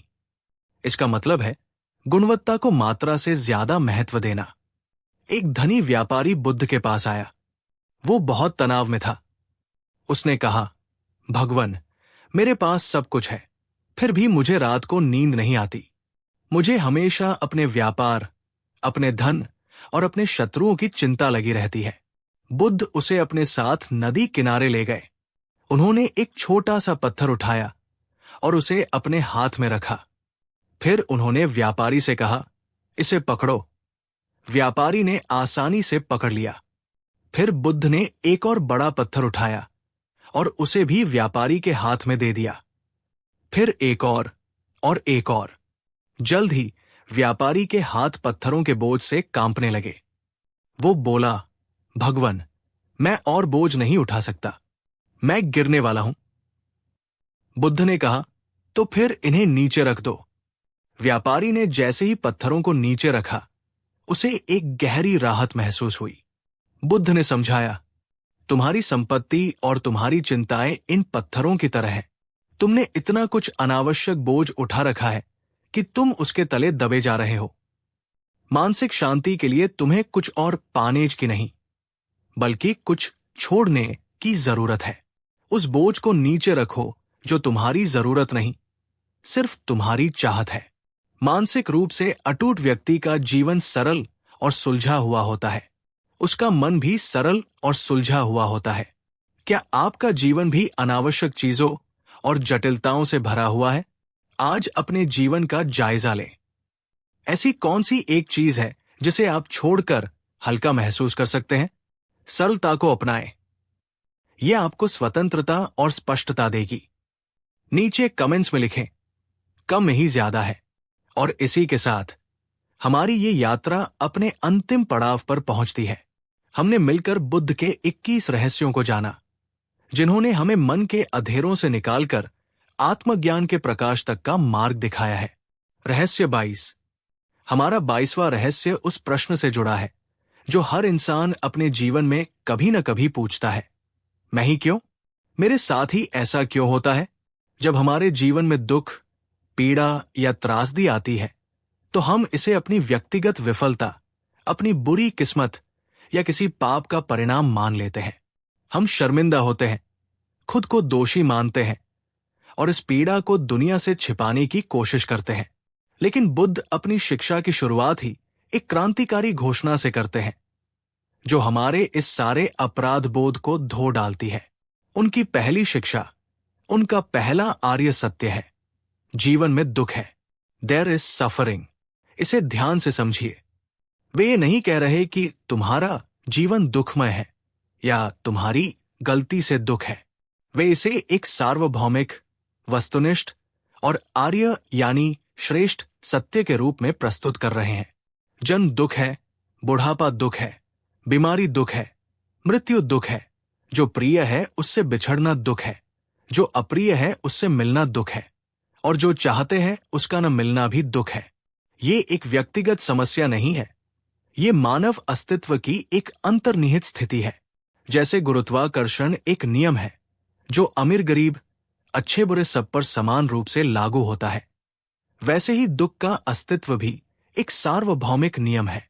जब आप इसे इस तरह देखते हैं तो आप मैं ही क्यों के जाल से बाहर निकल आते हैं। आप अपनी पीड़ा को लेकर शर्मिंदा होना बंद कर देते हैं। आप समझते हैं कि आप अकेले नहीं हैं। ये हर किसी के अनुभव का हिस्सा है। ये स्वीकृति हमें कड़वाहट से निकालकर करुणा की ओर ले जाती है।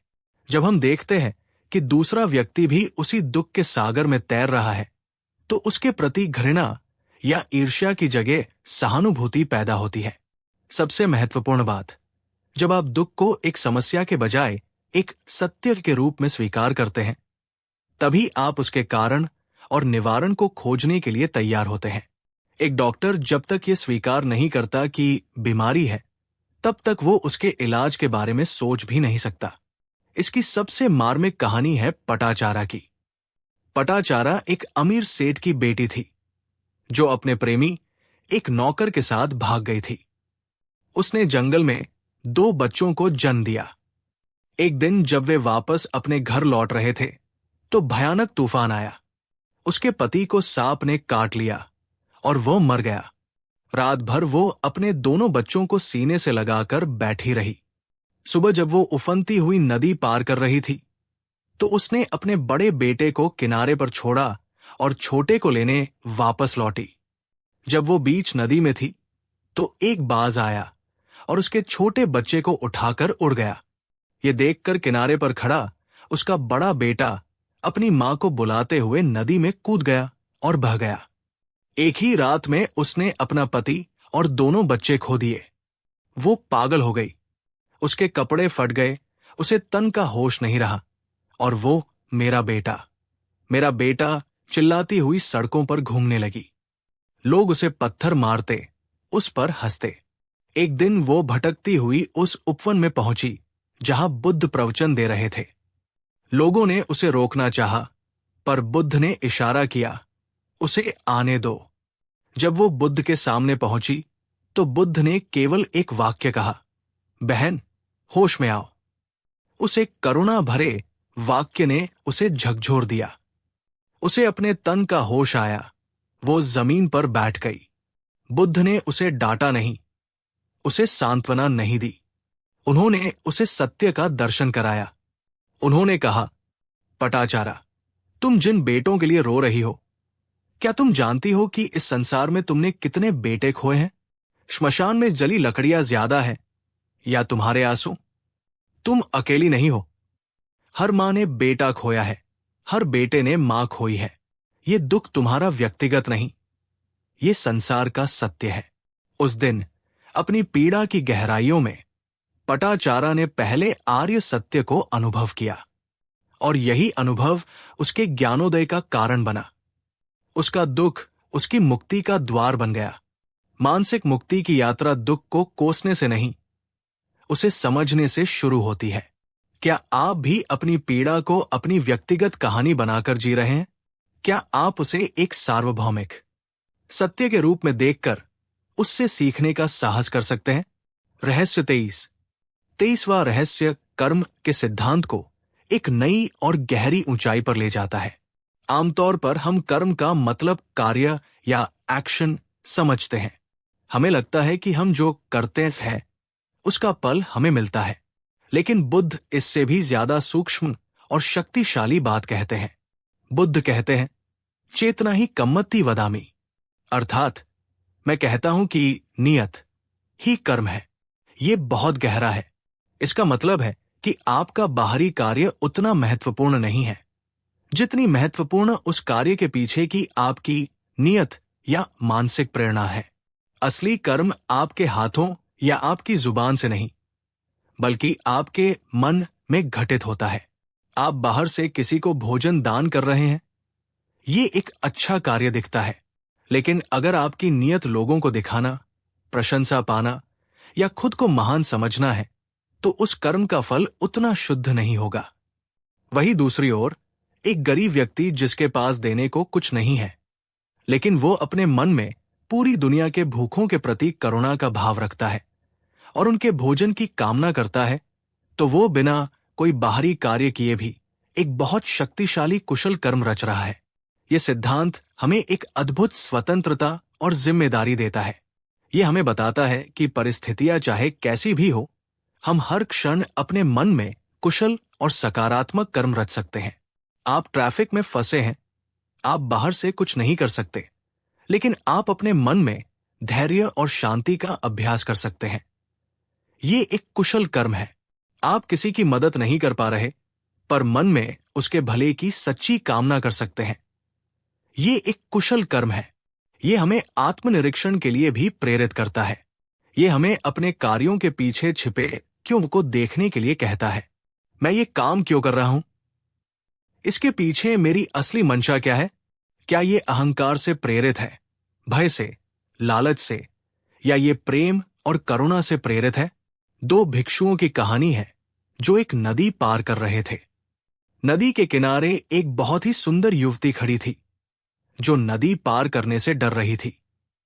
पहले भिक्षु ने, जो नियमों का बहुत कड़ाई से पालन करता था, उस युवती की तरफ देखा भी नहीं और नदी में उतर गया। भिक्षुओं के लिए किसी स्त्री को छूना वर्जित था। दूसरे भिक्षु ने देखा कि युवती सच में परेशान है। उसने करुणावश उसे अपनी बाहों में उठाया, नदी पार कराई और दूसरे किनारे पर छोड़कर अपने रास्ते पर आगे बढ़ गया। घंटों तक दोनों चुपचाप चलते रहे। पहला भिक्षु भीतर ही भीतर गुस्से और विचारों से उबल रहा था। आश्रम पहुंचने से ठीक पहले वो फट पड़ा। उसने दूसरे भिक्षु से कहा, तुमने नियम तोड़ा, तुमने एक स्त्री को छुआ, तुम एक सच्चे भिक्षु नहीं हो। दूसरे भिक्षु ने शांत भाव से मुस्कुराकर उत्तर दिया, मित्र, मैंने तो उस युवती को घंटों पहले नदी किनारे ही छोड़ दिया था। तुम उसे अभी तक अपने मन में ढो रहे हो। देखिए, बाहरी तौर पर दूसरे भिक्षु ने नियम तोड़ा, पर उसकी नीयत शुद्ध करुणा की थी। पहले भिक्षु ने बाहरी तौर पर नियम का पालन किया, पर उसका मन वासना, निर्णय और क्रोध के विचारों से भरा था। बुद्ध के अनुसार असली अशुद्ध कर्म कौन कर रहा था? मानसिक रूप से मुक्त व्यक्ति अपने हर कार्य के पीछे अपनी नीयत के प्रति जागरूक रहता है। वो जानता है कि उसका भविष्य उसके कार्यों से नहीं, बल्कि उसकी नीयत की गुणवत्ता से तय होगा। आज आपने जो भी काम किए, उनके पीछे की असली नीयत क्या थी? क्या आप अपनी मंशाओं के प्रति ईमानदार हैं? अपनी नीयत को शुद्ध करने का अभ्यास करें। यह आपके हर कर्म को एक साधना में बदल देगा। नीचे कमेंट्स में लिखें, मेरी नीयत शुद्ध है, मेरा कर्म शक्तिशाली है। रहस्य 24, हर चीज पर सवाल उठाओ, मेरी बातों पर भी। 24वां रहस्य बुद्ध को दुनिया के सभी धार्मिक संस्थापकों से अलग और अद्वितीय बनाता है। आमतौर पर गुरु या पैगंबर कहते हैं, मुझ पर विश्वास करो, मेरी बात ही अंतिम सत्य है। लेकिन बुद्ध ठीक इसका उल्टा कहते हैं। वे हमें अंधविश्वास से निकालकर प्रज्ञा, विजडम के प्रकाश की ओर ले जाते हैं। यह रहस्य कालामसुत्त नामक उपदेश में छिपा है, जिसे बौद्ध धर्म का स्वतंत्र चिंतन का घोषणा पत्र कहा जाता है। एक बार बुद्ध केसपुत नगर पहुंचे, जहां कालाम वंश के लोग रहते थे। कालाम लोग बहुत भ्रमित थे। उन्होंने बुद्ध से कहा, भगवन, हमारे नगर में बहुत से साधु संत और गुरु आते हैं। हर कोई कहता है कि केवल उसका मार्ग ही सत्य है और बाकी सब झूठ है। हम किसकी बात पर विश्वास करें? हम सच को कैसे जानें? तब बुद्ध ने वो ऐतिहासिक उपदेश दिया, जिसने मानवता को आत्मनिर्णय की सबसे बड़ी शक्ति प्रदान की। बुद्ध ने कहा, कालामो, तुम्हारा भ्रमित होना स्वाभाविक है। सुनो, किसी बात पर केवल इसलिए विश्वास मत करो क्योंकि तुमने उसे सुना है। केवल इसलिए विश्वास मत करो क्योंकि वो पीढ़ियों से चली आ रही परंपरा है। केवल इसलिए विश्वास मत करो क्योंकि वो धर्म ग्रंथों में लिखी है। केवल इसलिए विश्वास मत करो क्योंकि वो तर्क और अनुमान पर आधारित है। केवल इसलिए विश्वास मत करो क्योंकि वह किसी आकर्षक व्यक्तित्व वाले गुरु ने कही है। और केवल इसलिए भी विश्वास मत करो क्योंकि मैं, बुद्ध, ये कह रहा हूं। उन्होंने आगे कहा, बल्कि जब तुम किसी बात को स्वयं अपने अनुभव और विवेक की कसौटी पर कसो और पाओ कि ये बात कुशल है, कल्याणकारी है और बुद्धिमान लोग इसकी प्रशंसा करते हैं, जब तुम देखो कि इसे जीवन में उतारने से सुख और शांति मिलती है, केवल तभी उसे स्वीकार करो और उसमें स्थित हो जाओ। ये मानसिक मुक्ति का सर्वोच्च स्तर है। बुद्ध आपको अनुयायी, फॉलोअर नहीं बनाना चाहते। वे आपको आत्मज्ञानी, सेल्फ रियलाइज्ड बनाना चाहते हैं। वे आपको बैसाखियां नहीं दे रहे, वे आपको अपने पैरों पर खड़ा होना सिखा रहे हैं।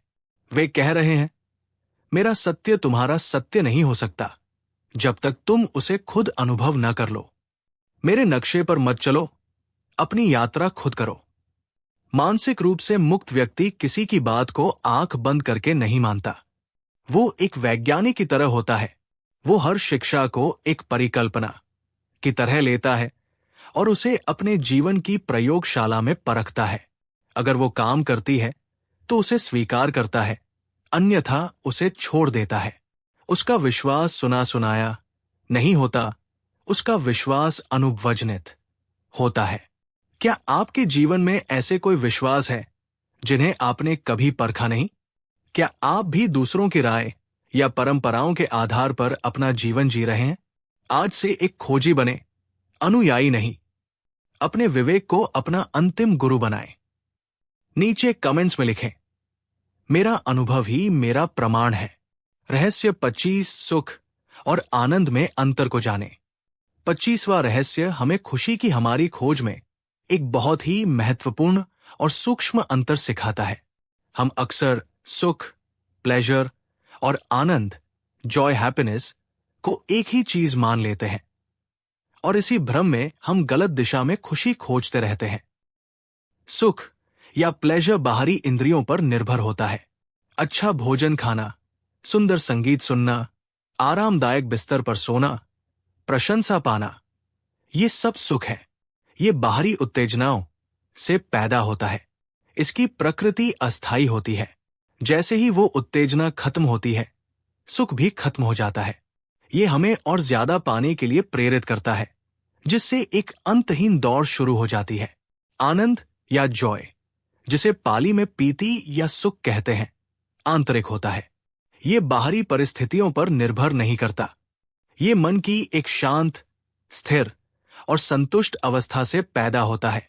जैसे ध्यान के बाद महसूस होने वाली गहरी शांति, किसी की निस्वार्थ मदद करने के बाद मिलने वाला संतोष, या प्रकृति की सुंदरता को देखकर मन में उठने वाली प्रफुल्लता, ये आनंद है। ये स्थायी होता है और हमें भीतर से भर देता है। बुद्ध कहते हैं कि हम ज्यादातर लोग इंद्रियों के सुख के पीछे भागते रहते हैं, ये सोचकर कि इसी से हमें स्थायी खुशी मिलेगी।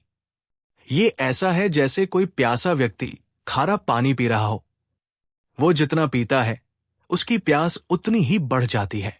मानसिक मुक्ति का मार्ग इंद्रिय सुखों का त्याग करना नहीं है, बल्कि ये समझना है कि वे असली और स्थायी खुशी का स्रोत नहीं है।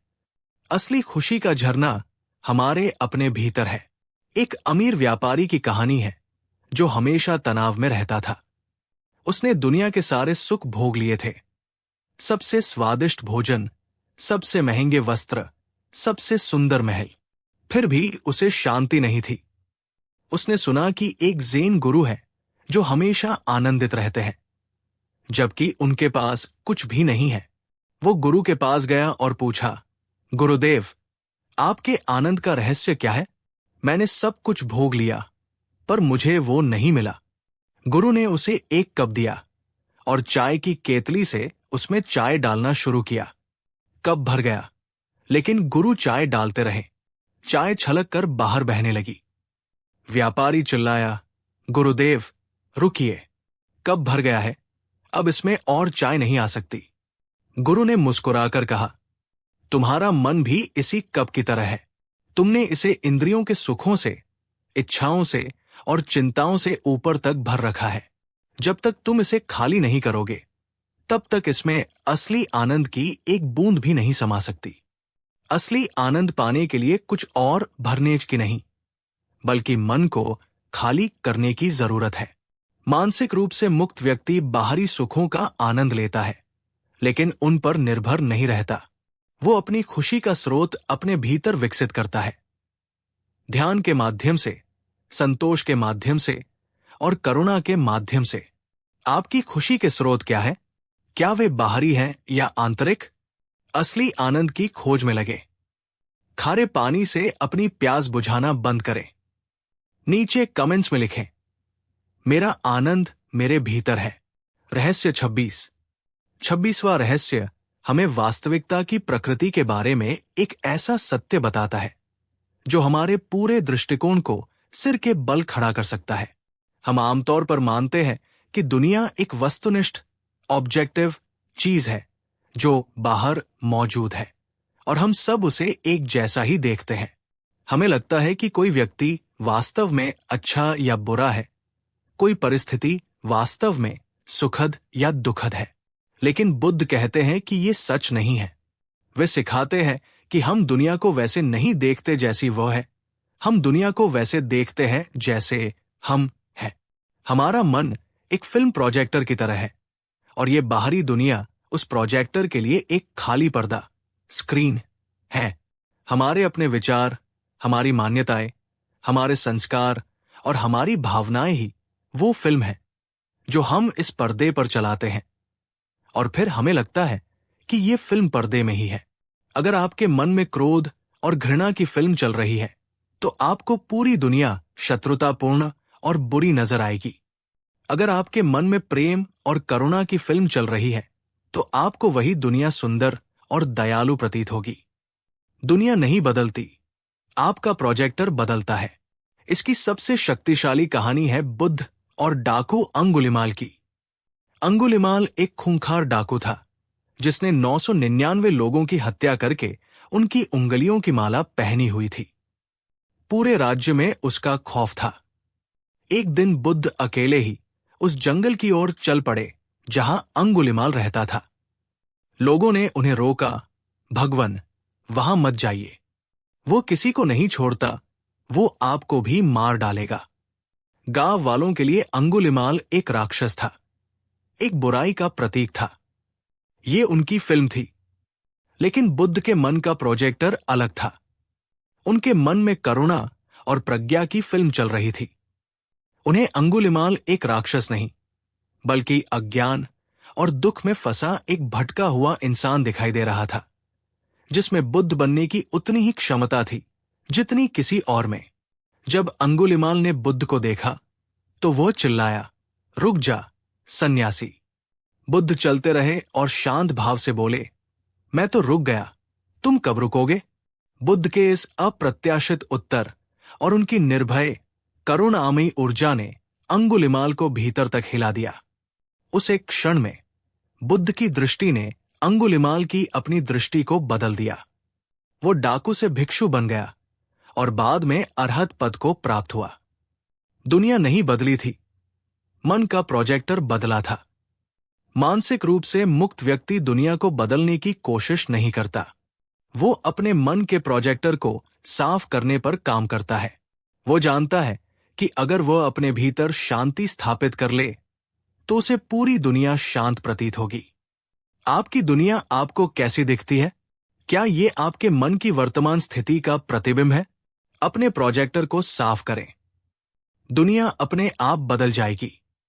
नीचे कमेंट्स में लिखें, जैसी मेरी दृष्टि वैसी सृष्टि। रहस्य 27, कुशलता का मार्ग। हर ताले के लिए अलग चाबी। 27वां रहस्य बुद्ध की शिक्षण पद्धति की अद्वितीय प्रतिभा को दर्शाता है। यह हमें सिखाता है कि सत्य तक पहुंचने का कोई एक फिट फॉर ऑल रास्ता नहीं होता। यह सिद्धांत है उपाय कौशल, उपया कौशल्या या स्किलफुल मीन्स का। इसका अर्थ है कि एक ज्ञानी गुरु हर व्यक्ति की मानसिक स्थिति, उसकी समझ और उसकी जरूरतों के अनुसार अपने उपदेश को ढालता है। वो जानता है कि हर ताले के लिए एक अलग चाबी होती है। जो बात एक व्यक्ति को प्रेरित कर सकती है, वही बात दूसरे को भ्रमित कर सकती है। बुद्ध ने अपने 45 वर्षों के उपदेश काल में कभी भी एक ही जैसा प्रवचन नहीं दिया। वे एक कुशल वैद्य की तरह थे, जो हर रोगी को उसकी बीमारी के अनुसार अलग अलग औषधि देता था। किसी को उन्होंने ध्यान पर जोर देने को कहा, किसी को करुणा पर, किसी को वैराग्य पर और किसी को सेवा पर। उनका लक्ष्य सिद्धांत को थोपना नहीं, बल्कि व्यक्ति को उसकी वर्तमान स्थिति से ऊपर उठाकर मुक्ति की ओर ले जाना था। यह सिद्धांत हमें अपने जीवन में और दूसरों के साथ व्यवहार में कट्टर और हठधर्मी होने से बचाता है। यह हमें सिखाता है कि हमें दूसरों को समझने की कोशिश करनी चाहिए, बजाय इसके कि हम उन पर अपनी राय थोपें। यह हमें अपने प्रति भी लचीला होना सिखाता है। हो सकता है जो ध्यान विधि आपके लिए 5 साल पहले काम करती थी, वो आज न करे। आपको अपनी वर्तमान जरूरतों के अनुसार अपने अभ्यास को ढालने के लिए तैयार रहना चाहिए।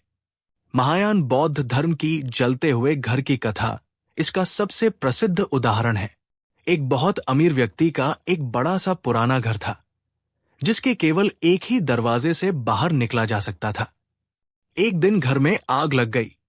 उस व्यक्ति के बच्चे घर के अंदर खेलने में मग्न थे। उन्होंने आग की लपटों को देखा, पर वे खेल के इतने आदी थे कि उन्हें खतरे का एहसास ही नहीं हुआ। पिता ने चिल्लाया, बच्चों, बाहर निकलो, घर में आग लगी है। लेकिन बच्चों ने उसकी बात नहीं सुनी। पिता जानता था कि अगर वो उन्हें जबरदस्ती खींचेगा तो वे डर जाएंगे और शायद आग में ही कहीं छिप जाएं। तभी उसे एक उपाय सूझा। वो जानता था कि उसके बच्चों को खिलौनों वाली गाड़ियां बहुत पसंद है। वो फिर से चिल्लाया, बच्चों, जल्दी बाहर आओ, मैं तुम सबके लिए बहुत ही सुंदर और नई गाड़ियां लेकर आया हूं। बैलगाड़ी, बकरी गाड़ी, हिरण गाड़ी। जो सबसे पहले बाहर आएगा उसे सबसे अच्छी गाड़ी मिलेगी। ये सुनते ही बच्चे उन गाड़ियों को पाने के लालच में एक दूसरे से होड़ करते हुए सुरक्षित बाहर निकल आए। बाहर आकर उन्होंने देखा कि कोई गाड़ी नहीं थी, पर उनके पिता ने उन्हें एक ही जैसी, सबसे कीमती और सुंदर बैलों से जुती हुई एक भव्य गाड़ी दी, जो उनकी कल्पना से भी परे थी। इस कहानी में पिता बुद्ध है, बच्चे हम अज्ञानी मनुष्य हैं। जलता हुआ घर ये दुखमय संसार है, और अलग अलग गाड़ियों का लालच बुद्ध के कुशल उपाय हैं, जो हमें संसार से बाहर निकालने के लिए दिए गए हैं। अंतिम सत्य, भव्य गाड़ी तो एक ही है, पर वहां तक पहुंचने के रास्ते हर किसी के लिए अलग हो सकते हैं। मानसिक रूप से मुक्त व्यक्ति हठधर्मी नहीं होता, वो प्रभावी होता है। वो जानता है कि कब बोलना है, कब चुप रहना है, कब कठोर होना है और कब कोमल। क्या आप भी अपने जीवन में और रिश्तों में एक ही चाबी से सारे ताले खोलने की कोशिश करते हैं?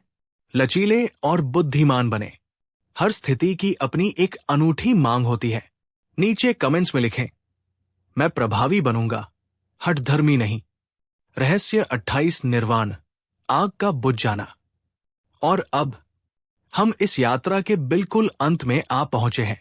28वां और अंतिम रहस्य कोई रहस्य नहीं है, ये उस मंजिल का नाम है जिसकी ओर ये सारे रास्ते जाते हैं। ये है निर्वाण।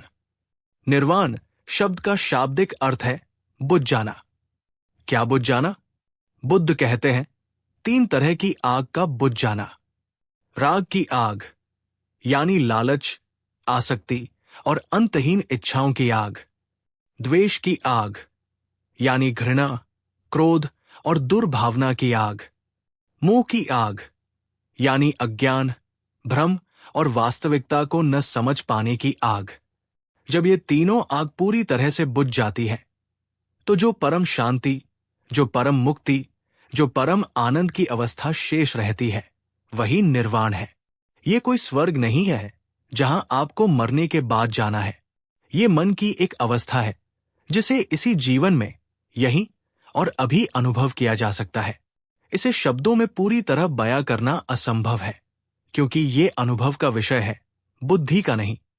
ये कैसा महसूस होता है? बुद्ध इसकी तुलना एक जलती हुई मोमबत्ती के बुझ जाने से करते हैं।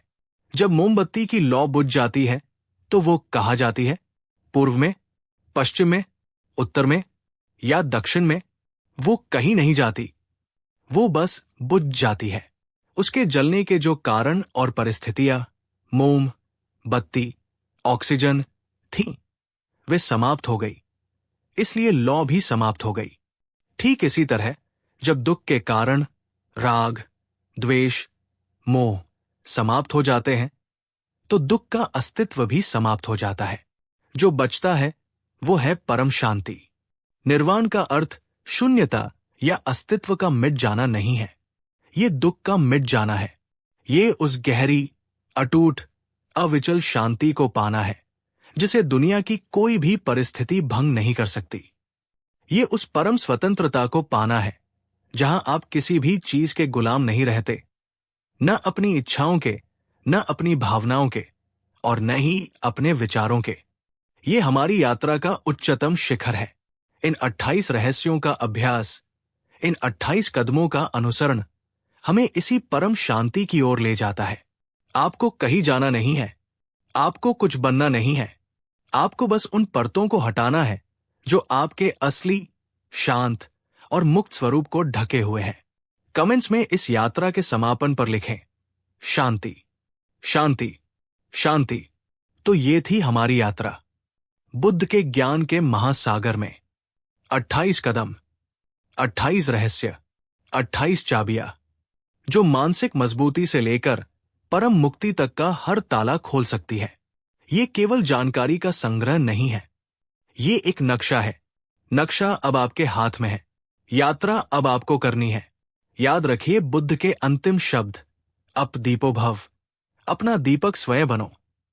ये ज्ञान अब आपका दीपक है, इसके प्रकाश में अपनी राह खुद बनाओ।